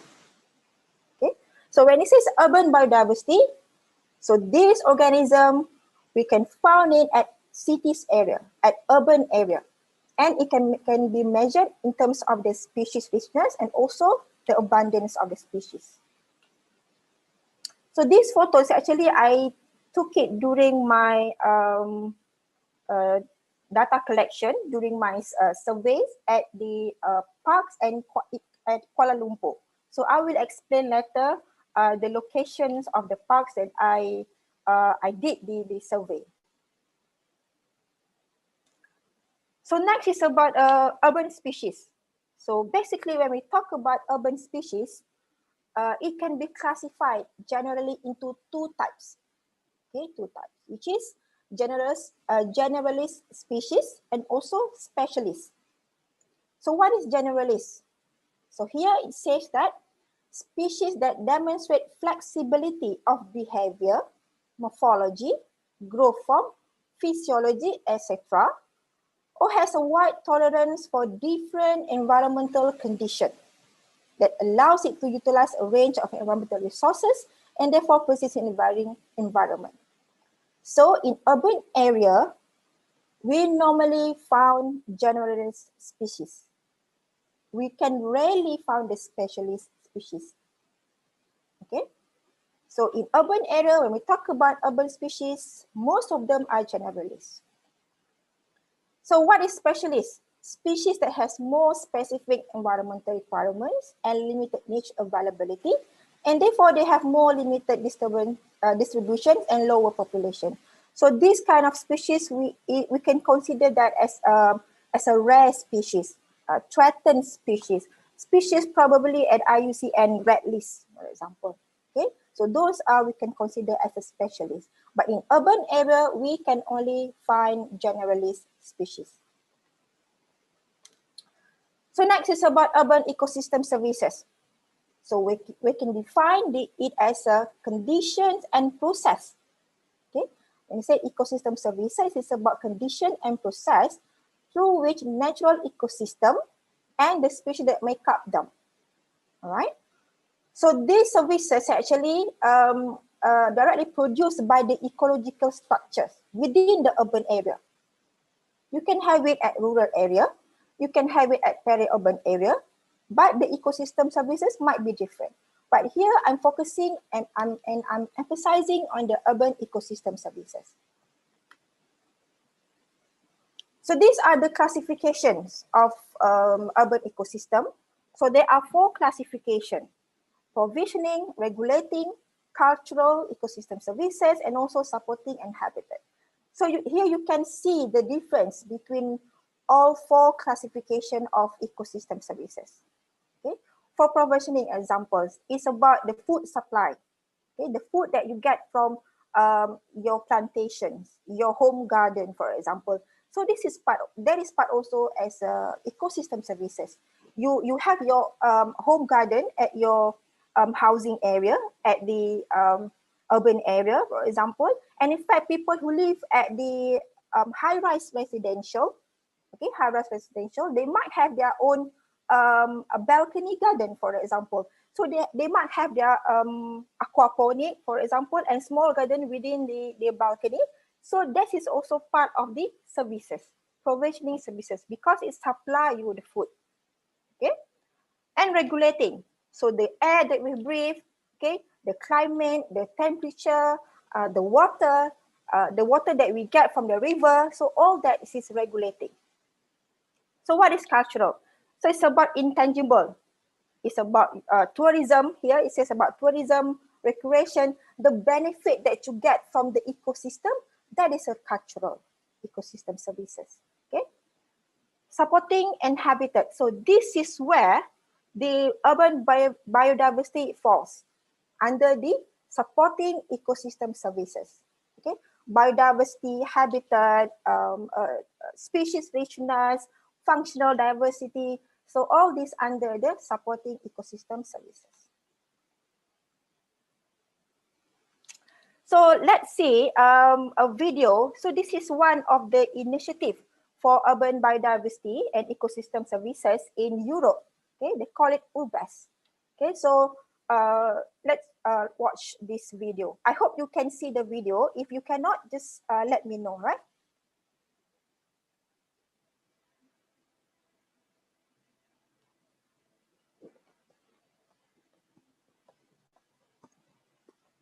By 2030, 60% of the world's population will live in cities. So there's a question we have to ask. What urban future do we want? How do we sustain quality of life and foster climate resilience in cities? By bringing more nature, biodiversity, and restoring connections with surrounding landscapes.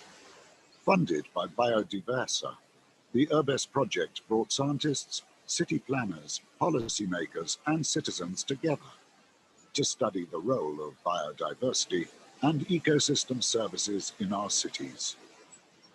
In Barcelona, URBES showed that having urban gardens and other green spaces contributed to water and air regulation, soil fertility, climate change resilience, and, for the population, provided food, leisure, education, and social cohesion.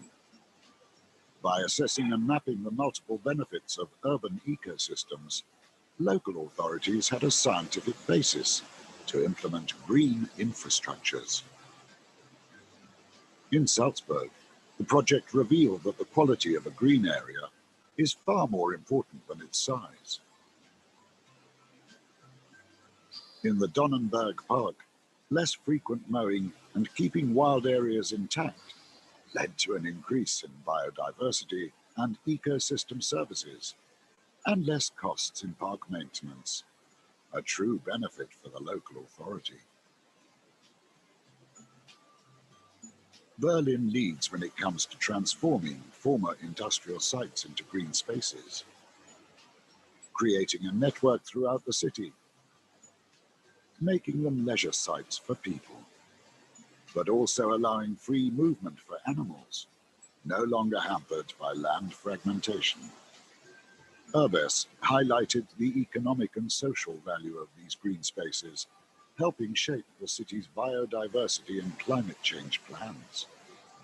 URBES, a pioneering project in Europe, an inspiring example for how scientific research has a concrete impact on the ground, on people, by providing evidence and sharing different experiences across our European cities, inspiring change in mindsets and practices.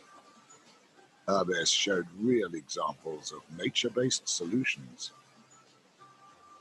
helping create a sustainable urban future, an urban future that we believe in.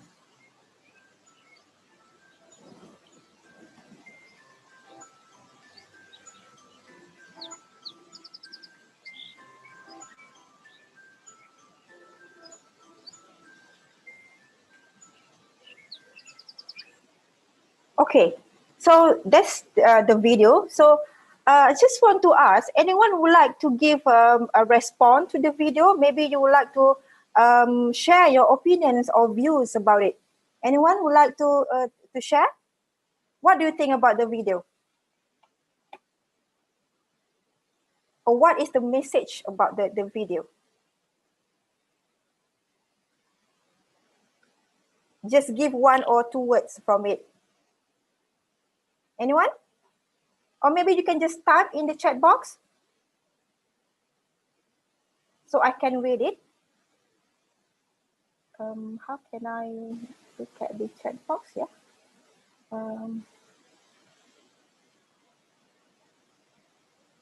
Miss Poppy, because now I'm in the slideshow, can you help me? Where can I see the chat?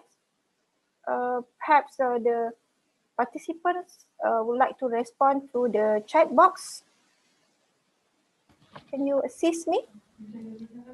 I think because I'm in slideshow. There is an answer from Mr. Martin Muljana. It's about to show us how important the biodiversity is. Okay, great. Yeah, that's true. Okay. Okay. Good. All right. Any answer from apart from that? Any other answer? No, there's only one. All right. Okay. So yes, but actually this is an initiative in European countries because they are under this European Union. But here in Asia, we also have the Green Cities Asia, right? Because at the first, during my earlier presentation just now, I didn't mention about the initiative from the Asia Development Bank. Okay, the initiative from the Green City Asia. We do have this kind of initiative, but probably we didn't aware about it. Yeah. Okay. Okay. So now let's come to the perception on biodiversity. Okay. So you look at this photo. Okay. You think of like maybe 5 seconds or 10 seconds. You jot down your answer. What do you feel when you see this photo? Okay. You look at the expressions of the people standing at the back. Okay, the guy who holding the tripod, the camera tripod. So you see his face expression. Okay, so if you come across this kind of situation, what do you feel? Okay, so now think of like maybe 5 seconds about it. Okay, then what do you feel when you look at this photo? Okay, so there is 2 different situations here. All right. So now I want you to go to this www.menti.com and use this code 1994-9050 and write your answer for both photos just now. Okay. So let me stop sharing this because I need to go to the web of this Menti so that I can share the results of your answer. Yeah. Stop sharing. Let me share the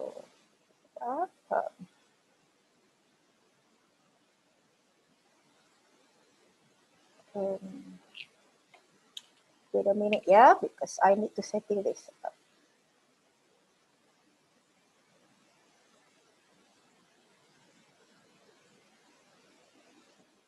Okay, can you see the web now? Can you see the web? Yes, Miss. Okay, so you go to this menti.com and use the code, key in the code and answer what do you feel about it, about the first photo first, right? The first photo. I give you like 10 seconds for this. Yes, yes, Miss Poppy? Untuk para peserta bisa untuk menulis pergi ke website ini dan menggunakan kode yang ada di layar ini ya. Terus juga mengungkapkan apa yang kalian rasakan dari foto tersebut. Terima kasih. Ya.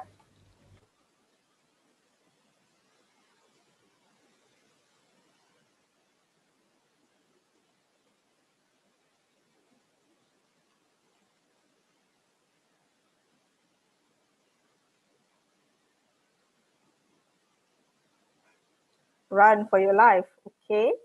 So I guess there should be lots of response. So we wait for the answer.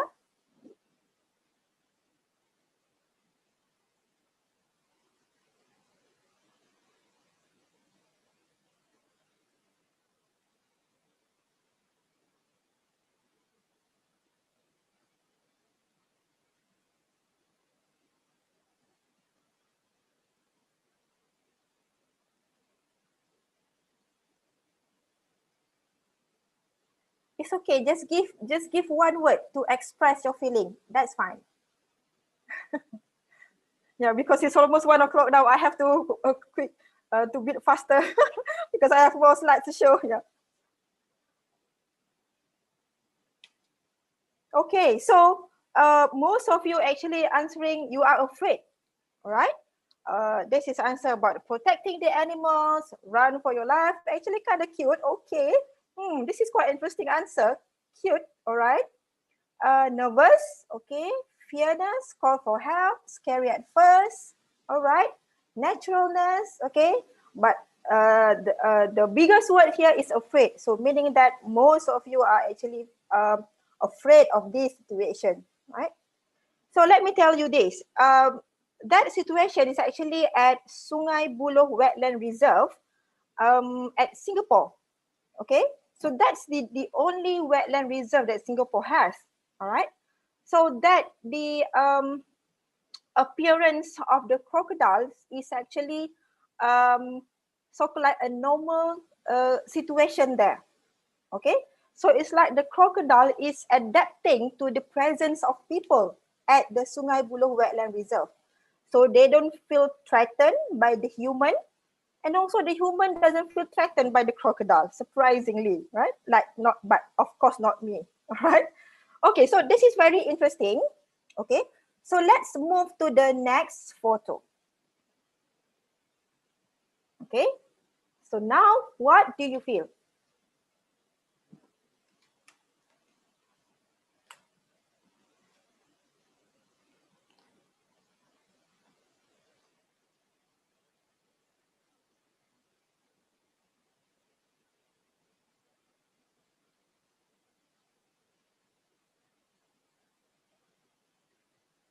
I feel sorry.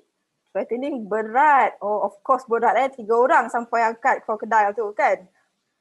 Okay. Relax, calm. They are brave. Alright. Excited. Yeah. Respect. Okay. Care. Okay. So let's wait maybe like 2 seconds more before I show back the image. Okay. So it seems that many of you that answering is about care, right? Caring about the that crocodile. Okay. So this situation is actually at Bangkok. Okay, at Bangkok. If you look at the condition at the back, it's actually the cities is flooding. Okay, the cities is flooding. So they are actually helping the crocodile to cross the city. Okay, so they don't feel afraid about the crocodile, and I believe that the crocodile also be thankful to those person because helping it to cross the city, right? So this is a very interesting situation that we never think of, right? So it's a mutual condition, a mutual agreement between the ecosystem and between the human who lives in urban area. All right, okay, so let me stop sharing this. Okay, I go back to my slide.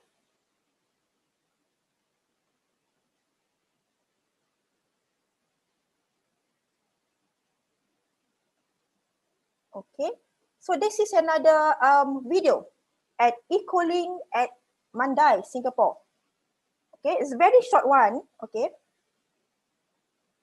For animals living in Singapore's Central Catchment Nature Reserve just got a little help to cross a road.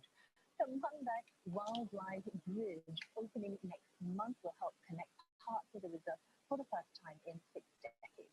It's also the first milestone of a project aimed at rejuvenating the area that will be home to the relocated Jurong Bird Park and a new rainforest path. Hunter Hui gives us a first look. It's meant to help forest-dwelling animals cross the road safely.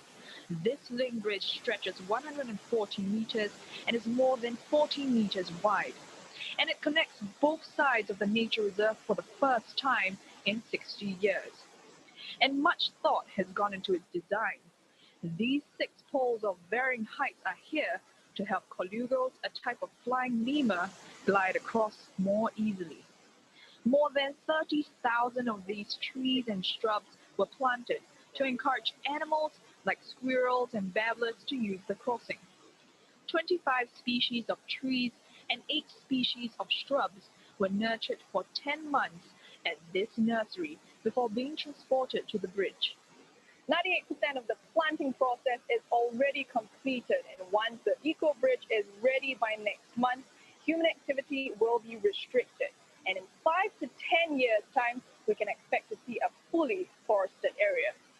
The second strategy that we have looked at is the planting strategy coupled with a funneling and fencing strategy that will help to guide animal onto the bridge. What we've done is at the both end of the bridge, we've created a funneling effect in order to guide wildlife animal onto the bridge.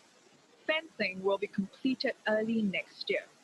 To help make the bridge more effective for animal crossings, cameras have been placed on the eco-link and nearby in the precinct to monitor wildlife behavior.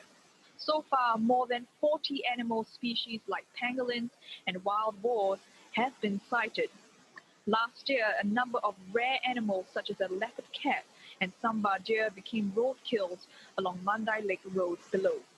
Hopefully the combination of blocking access at some critical points to animals and use and to direct them onto this wildlife bridge, as well as to provide canopy crossing for these arboreal animals, will bring the likelihood of accidents way down. The wildlife bridge is set to open next month. Construction started in June 2 years ago and took more than 230,000 man-hours. Okay, so this is about the eco-link at Singapore. All right, so let us quick about this. So what is the message from this Mandai eco-link project? So you can write in the chat box. Okay, just give a very simple answer for this. Just a simple response to this. What do you think about the project, Mandai eco-link project in Singapore?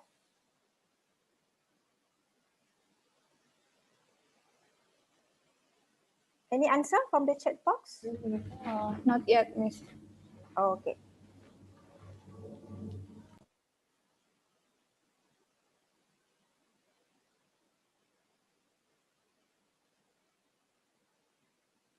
Or maybe you can just tell us instead of writing in the chat box, if you volunteer to talk. Anyone? Just give a response to this. Maybe just one or two response. What do you think about the project? Here is some answer from Zulfita Amanda, and that was gorgeous. Ecolink is a brilliant. And from Shafira Adelia S, that's a cool project to save. And from Husaini, the Ecolink project is about take care of the animal and their homes. Okay, that's good. So far. Great. Okay, so this is the project is in Singapore. All right. So you have to understand that 100% of population in Singapore are residing at the urban area. Okay, so their biodiversity actually far less than us in Indonesia and also in Malaysia, because they are a very small country. So they will do their best. They will spend a lot of money to invest to this kind of project because they really want to protect their biodiversity. Okay, their fauna. Okay, before it extinct from the forest. So that's why they doesn't care that they spend millions of dollars on this project. All right, so I move on. So this is some hypothesis. Okay, we call it some rewilding hypothesis. So this is one of the study done by Mills in 2019. So they look at the how the holobiont concept, they call it holobiont concept, whereby it's actually... Sorry, wait. I will search the... Where is it? Who is...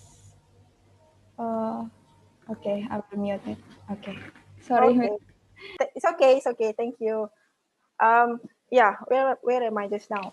Okay, so this is about how the biodiversity, how about the plants and flora actually affecting the human health in the city.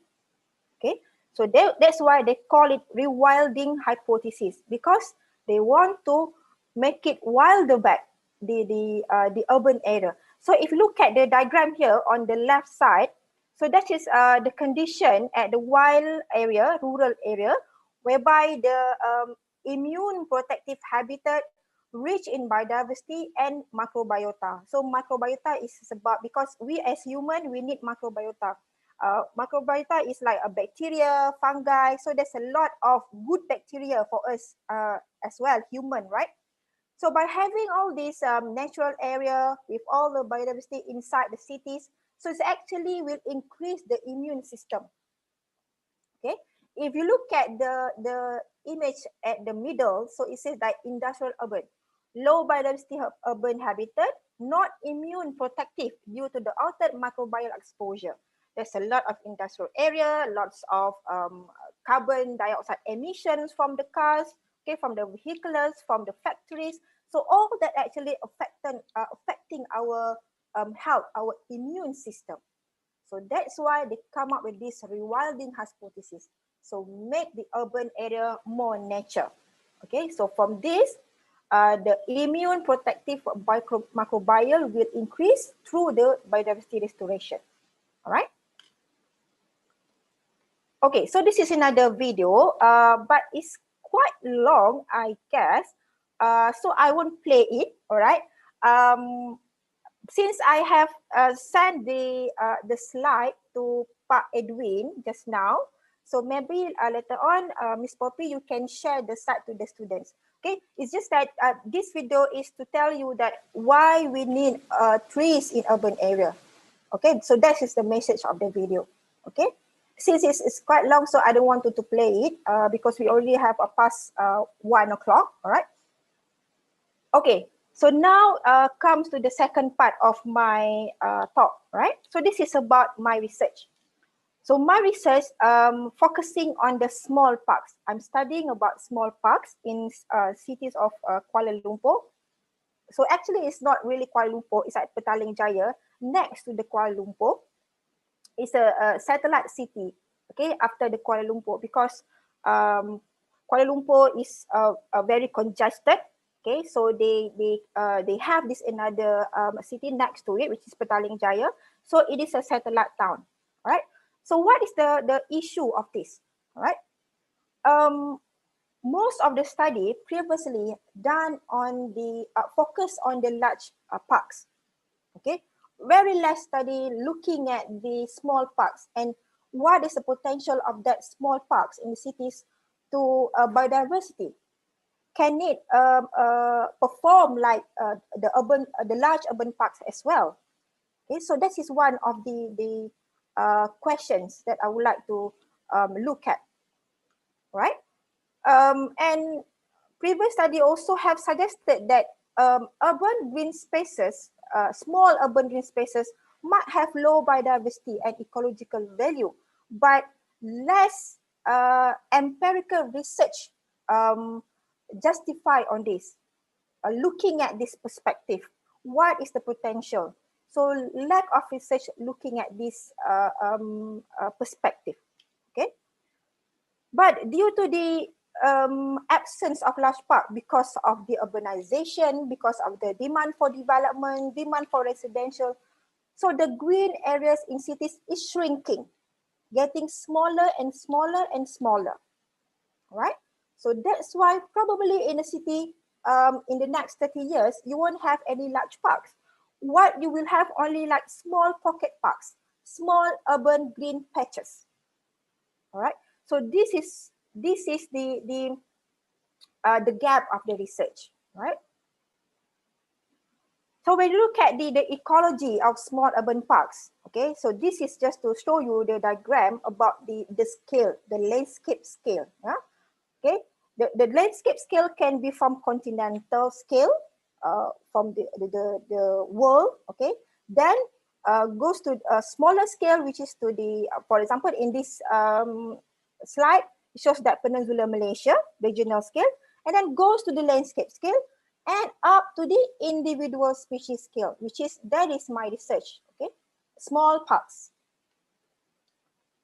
So in this study, I look at only two species, birds and butterflies, as indicators.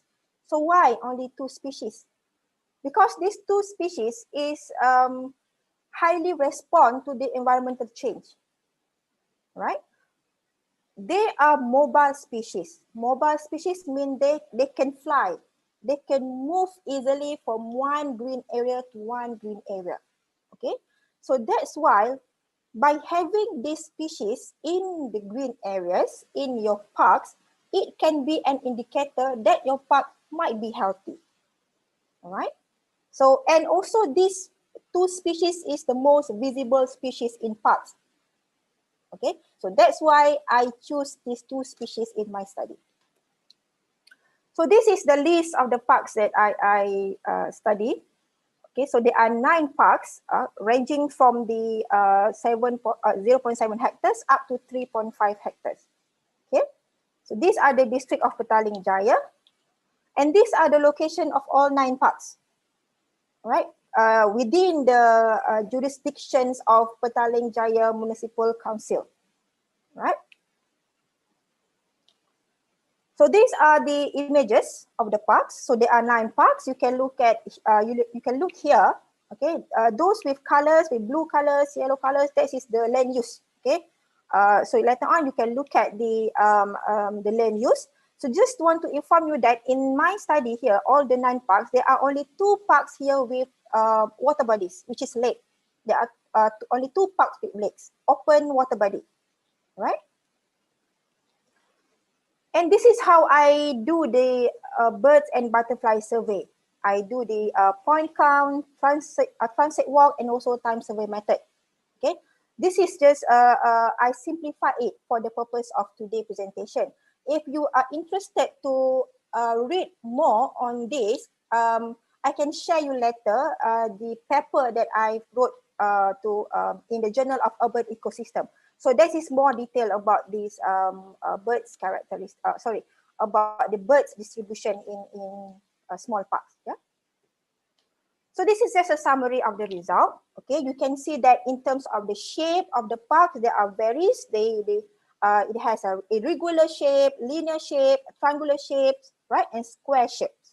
Okay, so this is just to summarize in terms of the physical characteristic and the surroundings of each of the parks. So from my study, I found that 89 plant species.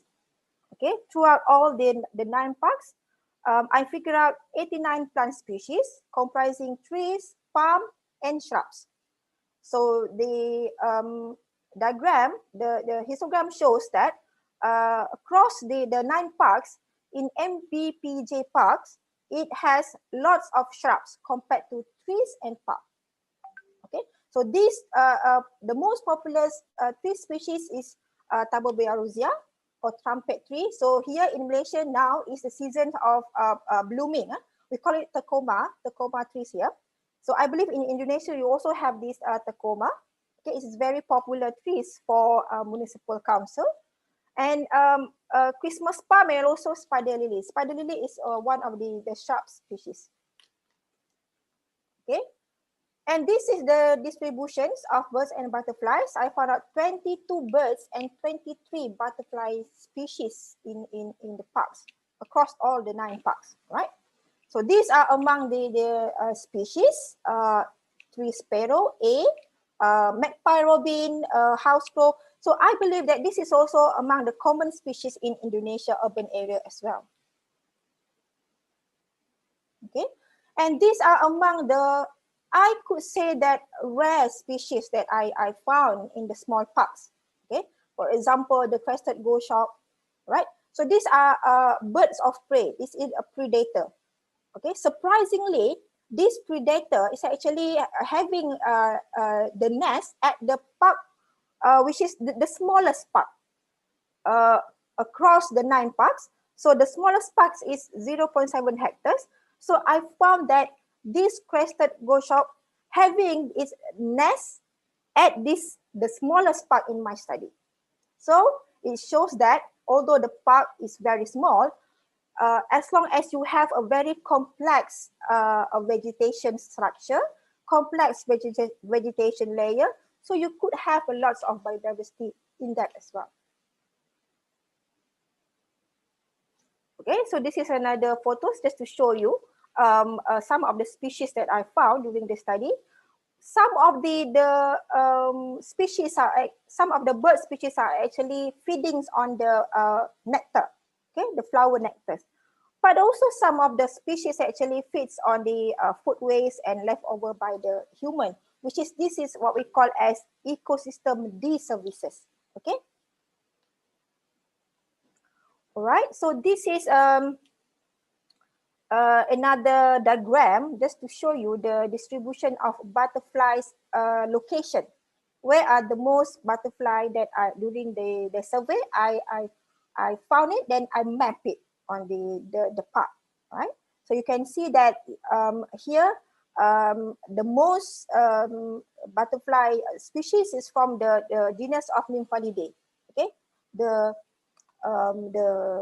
green one, all right? And this is the most abundant species of butterflies.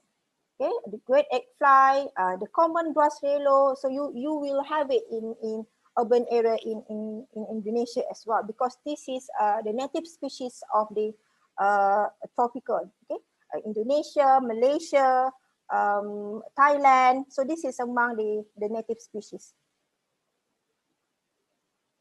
Okay, so next I would go to urban forest. Okay, so why urban forest? At first, I'm talking about the urban parks, and now I'm talking about the urban forest. So why is this important? Urban forest is so important. Okay, your parks can also be part of the urban forest in the city. So this is where the collections of all plants and animals can be, can have their habitats and their niche area at the urban forest.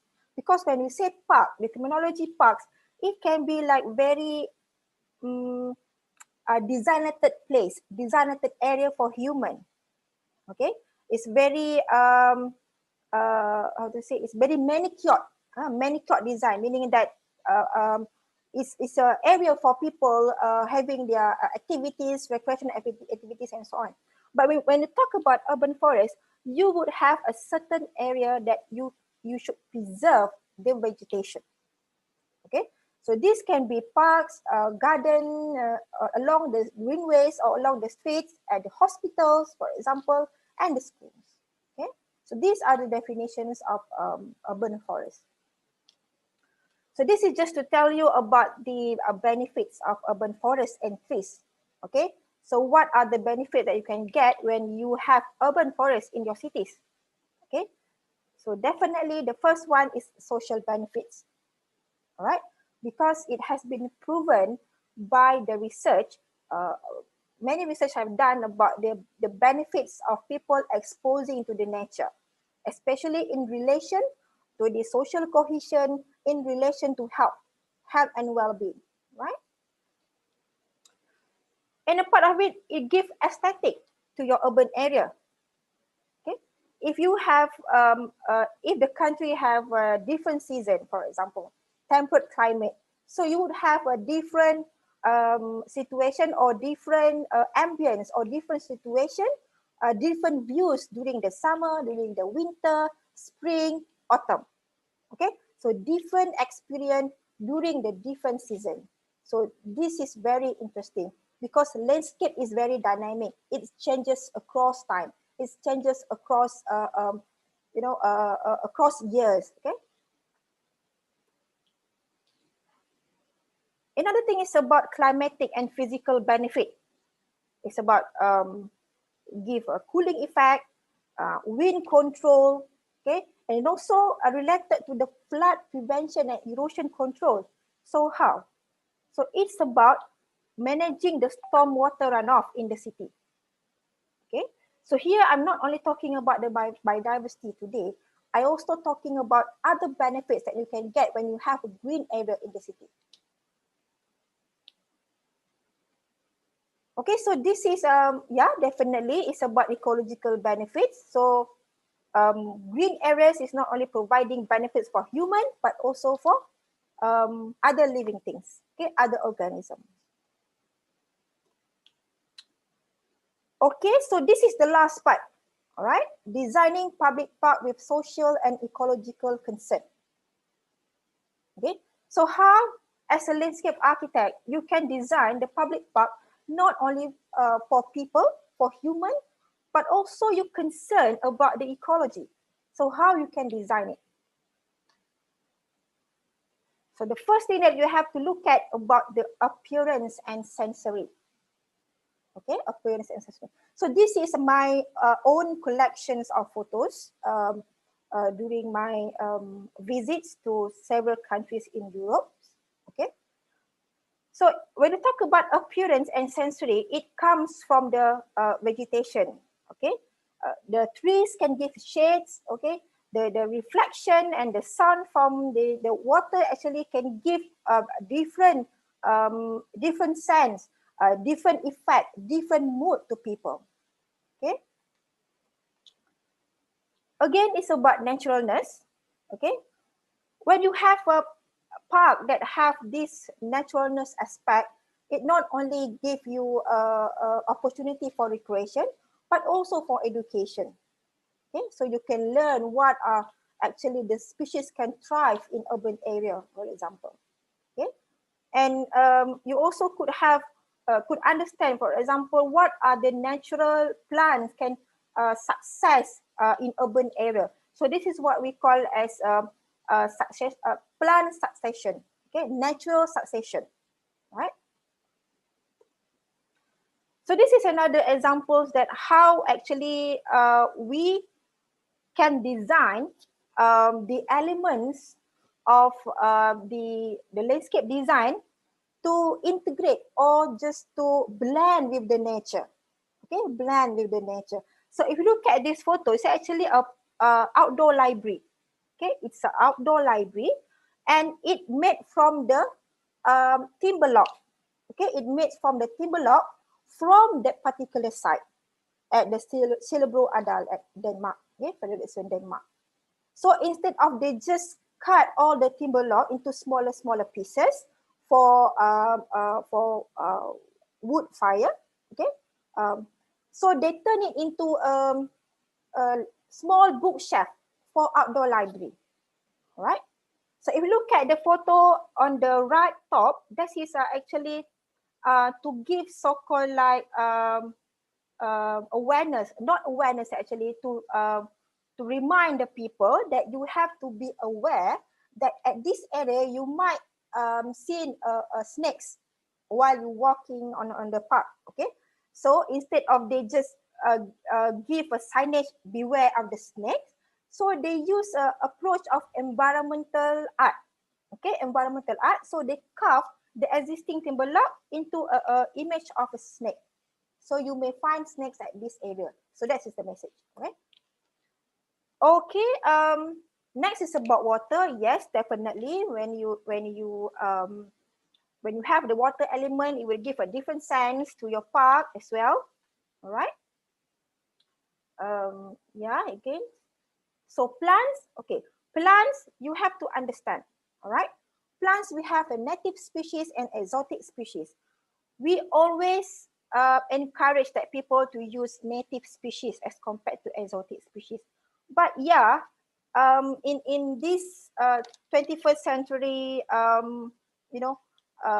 era, so many people like to go for exotic because it looks more modern. It looks more like vibrant with all the flowerings and so on, right? So importing the tulips from the Turkey and plant it in Indonesia, plant it in Malaysia. So I don't know whether it can survive or not, but this is exotic, not native to our country. Okay, if your objective is to bring back the nature, bring it the biodiversity or the fauna, so you have to think out about the native plants, right? And definitely it's about wildlife. Wildlife, you can categorize it into two, whether the desired wildlife or undesired wildlife. Okay, undesired wildlife is the species that you are not welcoming in the cities, such as pests, mouse, rats. So you don't want that in your parks. Okay, so wildlife, you have to understand what are the wildlife that actually needed in the city. Okay, desired in the city.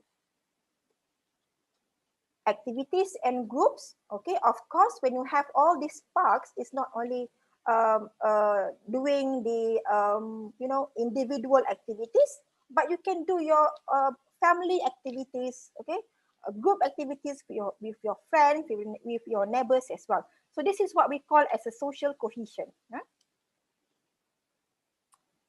Okay, so last is about climate and air. All right, so definitely when you have a green areas in the city, it will mitigate the urban heat island, because this is one of the biggest problem in the city. Okay, it's about the climate change, a change in the temperature. Okay, when more built up areas, gray space increase in the cities, so the temperature of the surface temperature, okay, will increase as well. Right? Okay, so this is last video, I guess. Okay, I think this is you have to watch this. This is a very interesting project in Bangkok. All right, very short video.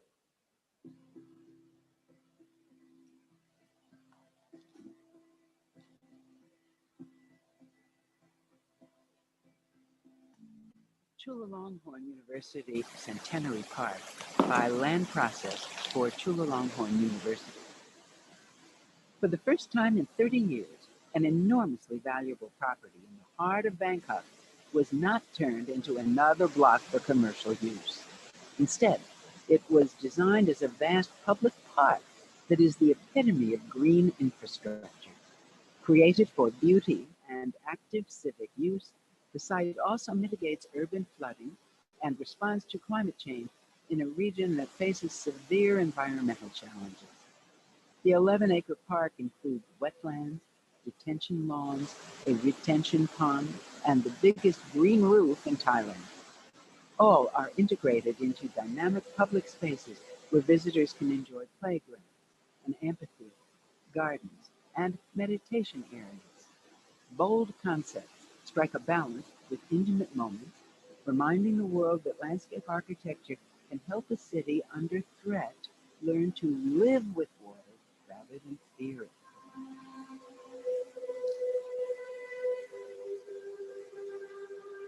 Okay, all right. So I guess this is the last slide. All right. Okay, when you designing for in the aim of increasing the biodiversity, another aspect that you need to consider is about the safety aspect. All right. So when we talk about the safety aspect, you can always refer to this approach, the crime prevention through environmental design. We call it as CPTED. Okay. So I simplify this. Okay, you look at the sketch there, the A, B, and C. All right. So it shows that different canopy trees and understories. Okay. So different planting composition. If you look at the A, okay, it only have a canopy trees. It only has a trees without understory. Okay. So in terms of the aspect of safety, it allows view to the surrounding areas.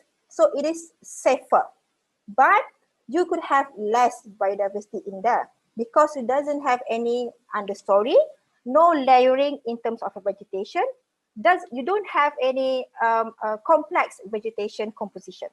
Okay, but when you go to the B, you have understory. You have canopy trees with low understory there, which is you have maybe low shrubs. You have ground covers there, so you still allow the views to the surrounding area, and you still can provide the habitat value, which is you could have more biodiversity as compared to A. All right, and the last one, the C.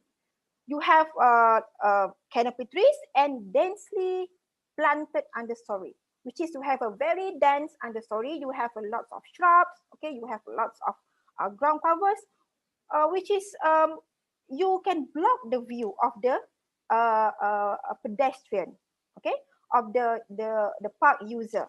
It is good for the habitat, but actually you are it is not safe for the people, okay, because it may create concealment. So you didn't allow views, okay, to the other side of the park. So C is not preferred, okay, because you have to remember when you design a park, you have to design for the people and also for the nature. So B is the best, okay.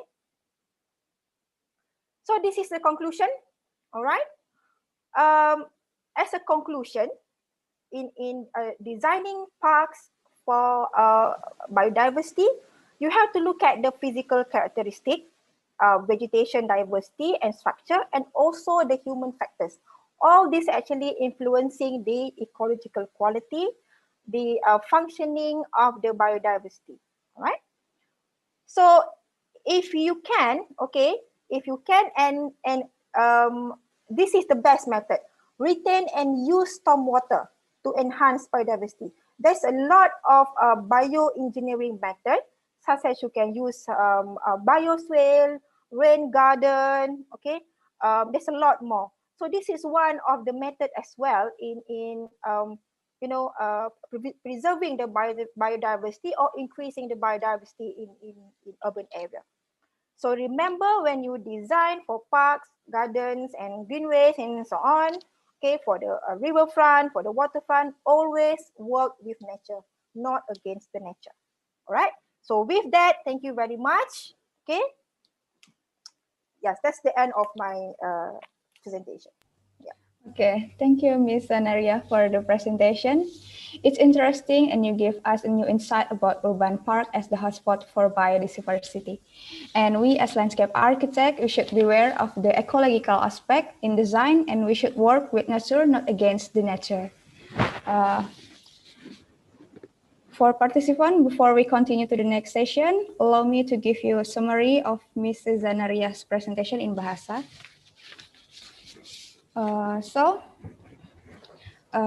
Hutan kota memberikan manfaat sosial, estetika atau struktural, iklim dan fisik serta ekologis. Mendesain ruang terbuka atau public park perlu memperhatikan faktor sosial dan ekologis. Dengan keterbatasan lahan dan terfragmentasi, taman kota bisa meningkatkan kualitas kehidupan, yaitu untuk manusia, flora, dan fauna. Apabila tiap ruang terbuka publik membentuk koridor hijau kota, dapat menjadi jaringan ekologis wilayah yang lebih luas. Yang perlu diperhatikan dalam mendesain diantaranya pemilihan tanaman, kehidupan satwa liar, kegiatan pengguna dan kelompok pengguna, iklim dan udara, serta keamanan. Kesimpulannya, karakter fisik, keanekaragaman tanaman, struktur dan faktor manusia dalam taman kota berpengaruh terhadap kualitas ekologi, fungsi, dan keanekaragaman hayati. Sarannya adalah gunakan dan lakukan manajemen terhadap air limpasan atau stormwater sebaik-baiknya untuk meningkatkan kualitas keanekaragaman hayati. Selain itu, desain lanskap kota di taman, kebun, koridor hijau, jalan, dan sebagainya harus bekerja sinergis dengan alam dan bukannya bertentangan. Terima kasih. And now we'll start for the discussion session. There's a question in the chat section. I will read it for you, Ms. Zanaria. Yeah, sure. Okay. There's a question for Zulfit, you from Zulfita Amanda. Thank you for the amazing presentation, Ms. Zanaria. I would like to ask you about your opinion about urban sprawl in the city with variety of populations, high of pollutions by vehicles, and etc. How to manage for landscape art to make a city getting better with that problems for making the urban forest or e-link. Because in real life, the developer and human only care about constructions, building, and money. How to give them the interesting approach of us to that city?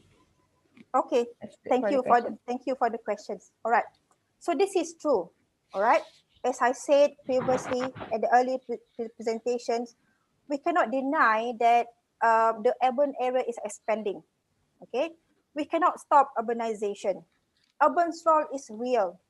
Okay, it's happening everywhere in the world, and in fact in Indonesia as well. Okay, if you remember that in my third slide that I show the projections of urbanization in 2030, so more than 50% of population in Indonesia, for example, will reside at urban area.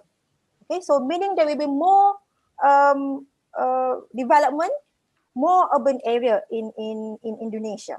So how can we deal with this? All right. So this is very challenging. As a landscape architect, you cannot work alone. Okay. You have to work with the city planners. You have to work with the ecologists. You have to work with the engineers. Okay. Because it is always like the situation that the landscape architects is one of the professions that people see that, okay, landscape architect just plant trees. But actually our role is more than that. We are more brilliant than those engineers, okay? Because they are always go for the engineering solutions. We are more than that because we have to take care both, okay? Human and nature, okay? One of my guru in landscape architecture schools says that we are the steward of the land. Okay, we are the Khalifah. All right. So it is our task to educate those professionals. Okay, how can we actually improve our cities by having more green areas? So despite of that, we have less green areas on the ground. Another solution that we can go is to go for vertical greeneries. Okay, for vertical greens. This is one of the approach has been used in Singapore, right? Because in Singapore, the 100% of the population in urban area, okay, they have a very small green areas actually and in the 1960s because they want to develop all the Singapore island to become urban area. So they are one of the developed countries in Asia. Okay, but through time they realize that biodiversity in the city is very important. Okay, nature is important. So that's why they come up with this initiative. They call it City Biodiversity Index. Okay, to really educate the people, to really educate the politicians, okay, to really educate the policymakers that conserving the nature in the city is very, very important, right? Because the country is very small, it's very congested with people, right? I would like to tell not a story. So this is a project done by one of my students in Jakarta, because I have students from Indonesia as well. So now they are in their final year doing the final project, okay, of landscape project. So she's doing a project in Jakarta, whereby she found that Jakarta is very congested with all the grey space, right? Less green areas, and actually the Jakarta city is sinking. All right. So she want to study about the sponge city approach. Okay, because there is a lot of problem of flooding in the cities because of the stormwater management, right? Because when all the cities area are paved, hard surface, okay, the problems of flooding happens, okay, flash flooding and so on, because the runoff cannot absorb to the ground because of the paved area. So she want to turn Jakarta city as a sponge city. Okay, this is another not a new approach. It's like a similar approach like resilient city. Okay, but she come up with this term sponge city. All right. So she want to connect all the green spaces in the cities and how these green areas can become as a sponge to absorb all the waters from the city, from Jakarta city. So this is very interesting project. So as a conclusion, yes, it is very challenging, okay, because of the urban sprawl, but you must really, if you graduate later on, be a landscape architect. So you have to educate not only the professionals out there, but also the citizens, okay, the publics, why it is important to conserve the nature in the city. Okay. Okay, thank you, Mrs. Zanaria, for the answer. And now we have the other question from Iga Nur Ramadhani. How to design in the village? Is there a different approach to do? Oh, yes. Okay. Because my presentation today is only focusing on the urban area, right?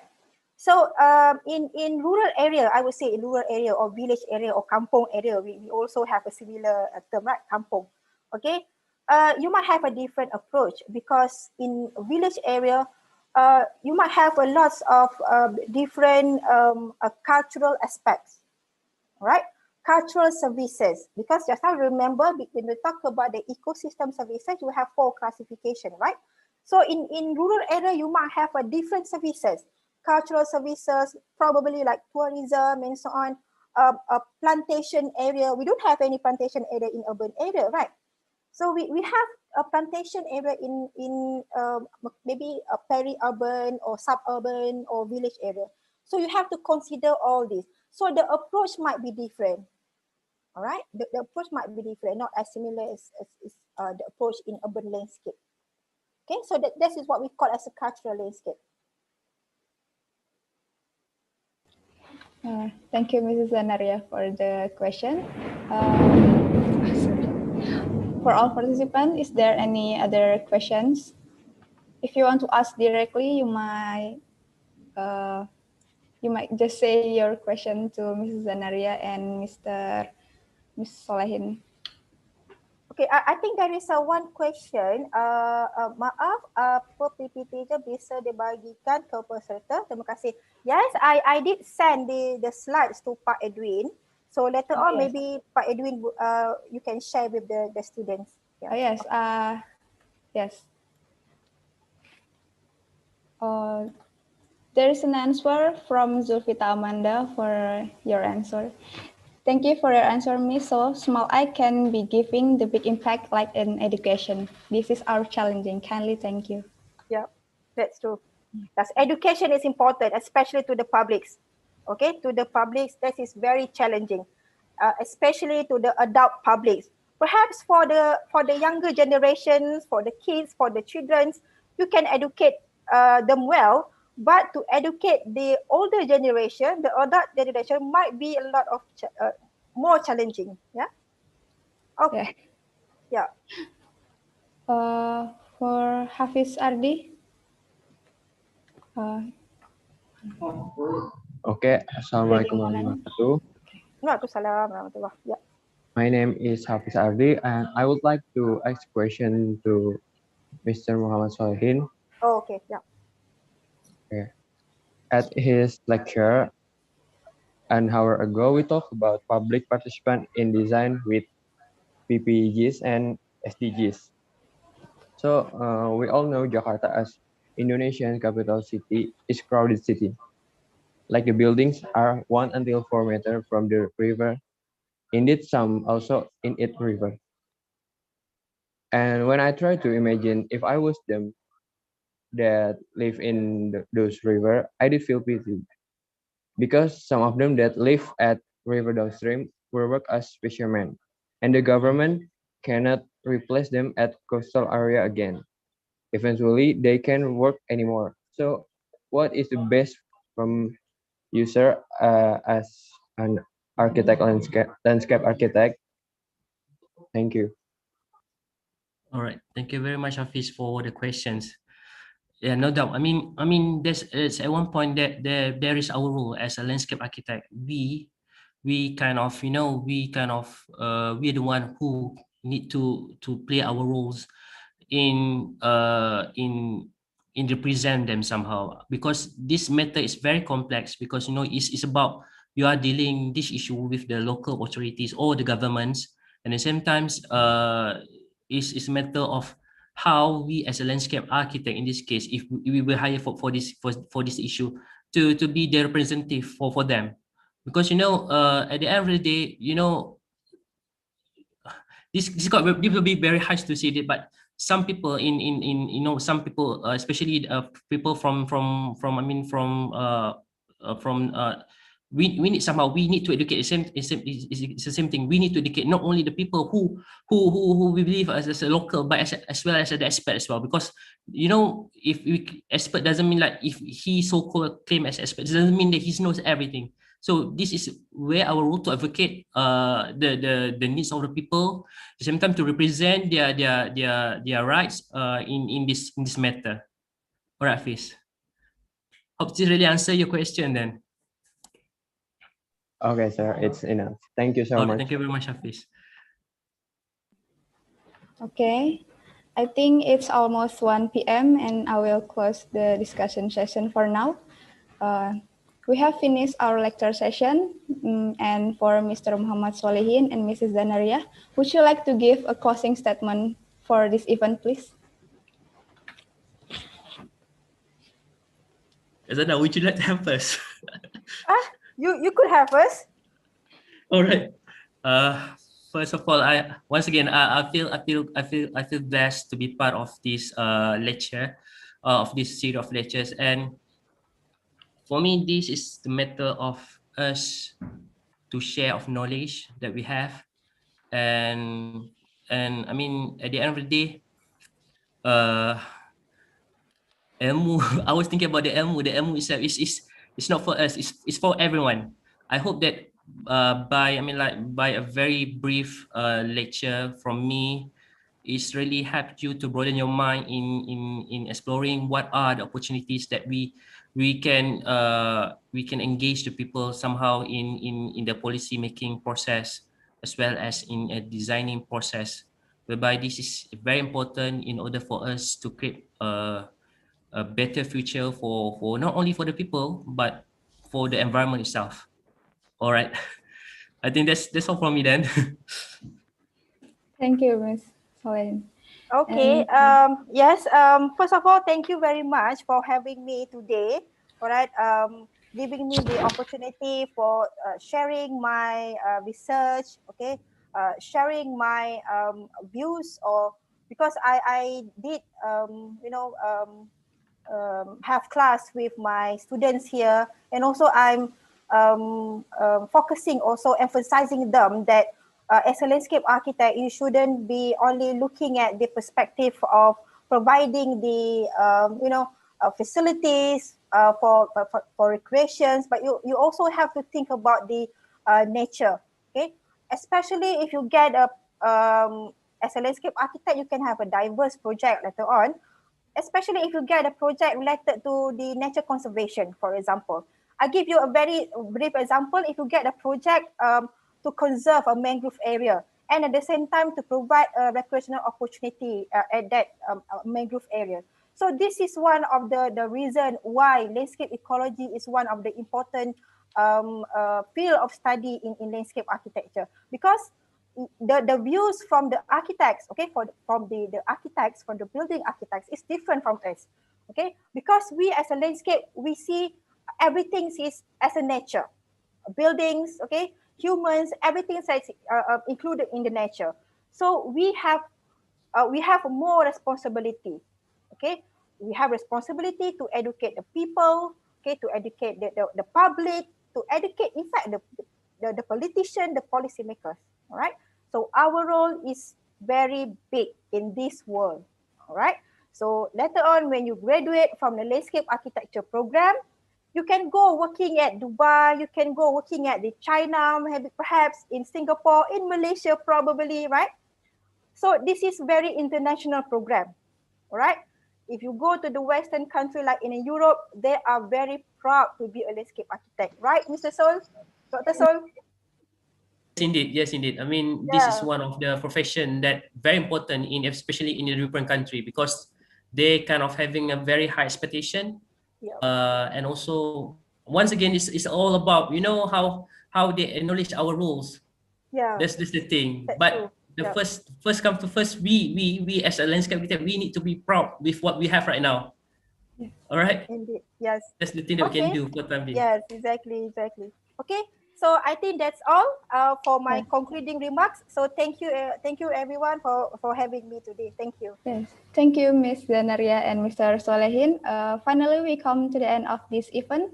Before we close this event, I would like to take a snapshot of us for documentation. So please, for all participants, to turn on your camera. Partisipan webinar mohon untuk dapat mengaktifkan kameranya sejenak untuk dokumentasi. So, okay, I will start. I will start for the first slide. Okay, 1, 2, 3.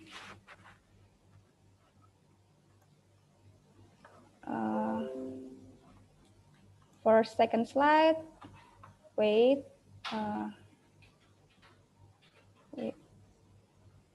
How? 1, 2, 3. Okay. For the next slide. 1, 2, 3. And again, 1, 2, 3. For the last slide, 1, 2, 3. Okay, well done. Thank you for your enthusiasm in this event. I hope we will meet again in the next series. Sorry for my mistake and for imperfection. May Allah always bless us and all of us get the value, also benefit from this lecture. Don't forget to write the feedback link in the chat section for the e-certification. Wassalamualaikum and see you again. Thank you everyone. All the best. Thank you, Dr. Solehin. Thank you. Bye. Dr. Zanaria. Thank you very much, Doctor. Waalaikumsalam warahmatullahi wabarakatuh.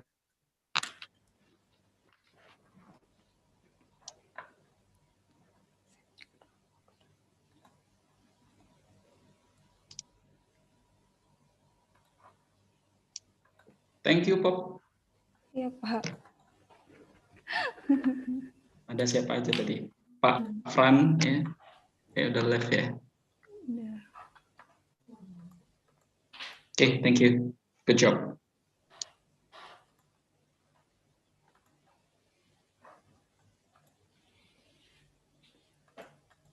Ini cara matinya gimana lagi saya lupa. Oh, di sini pantesan aja.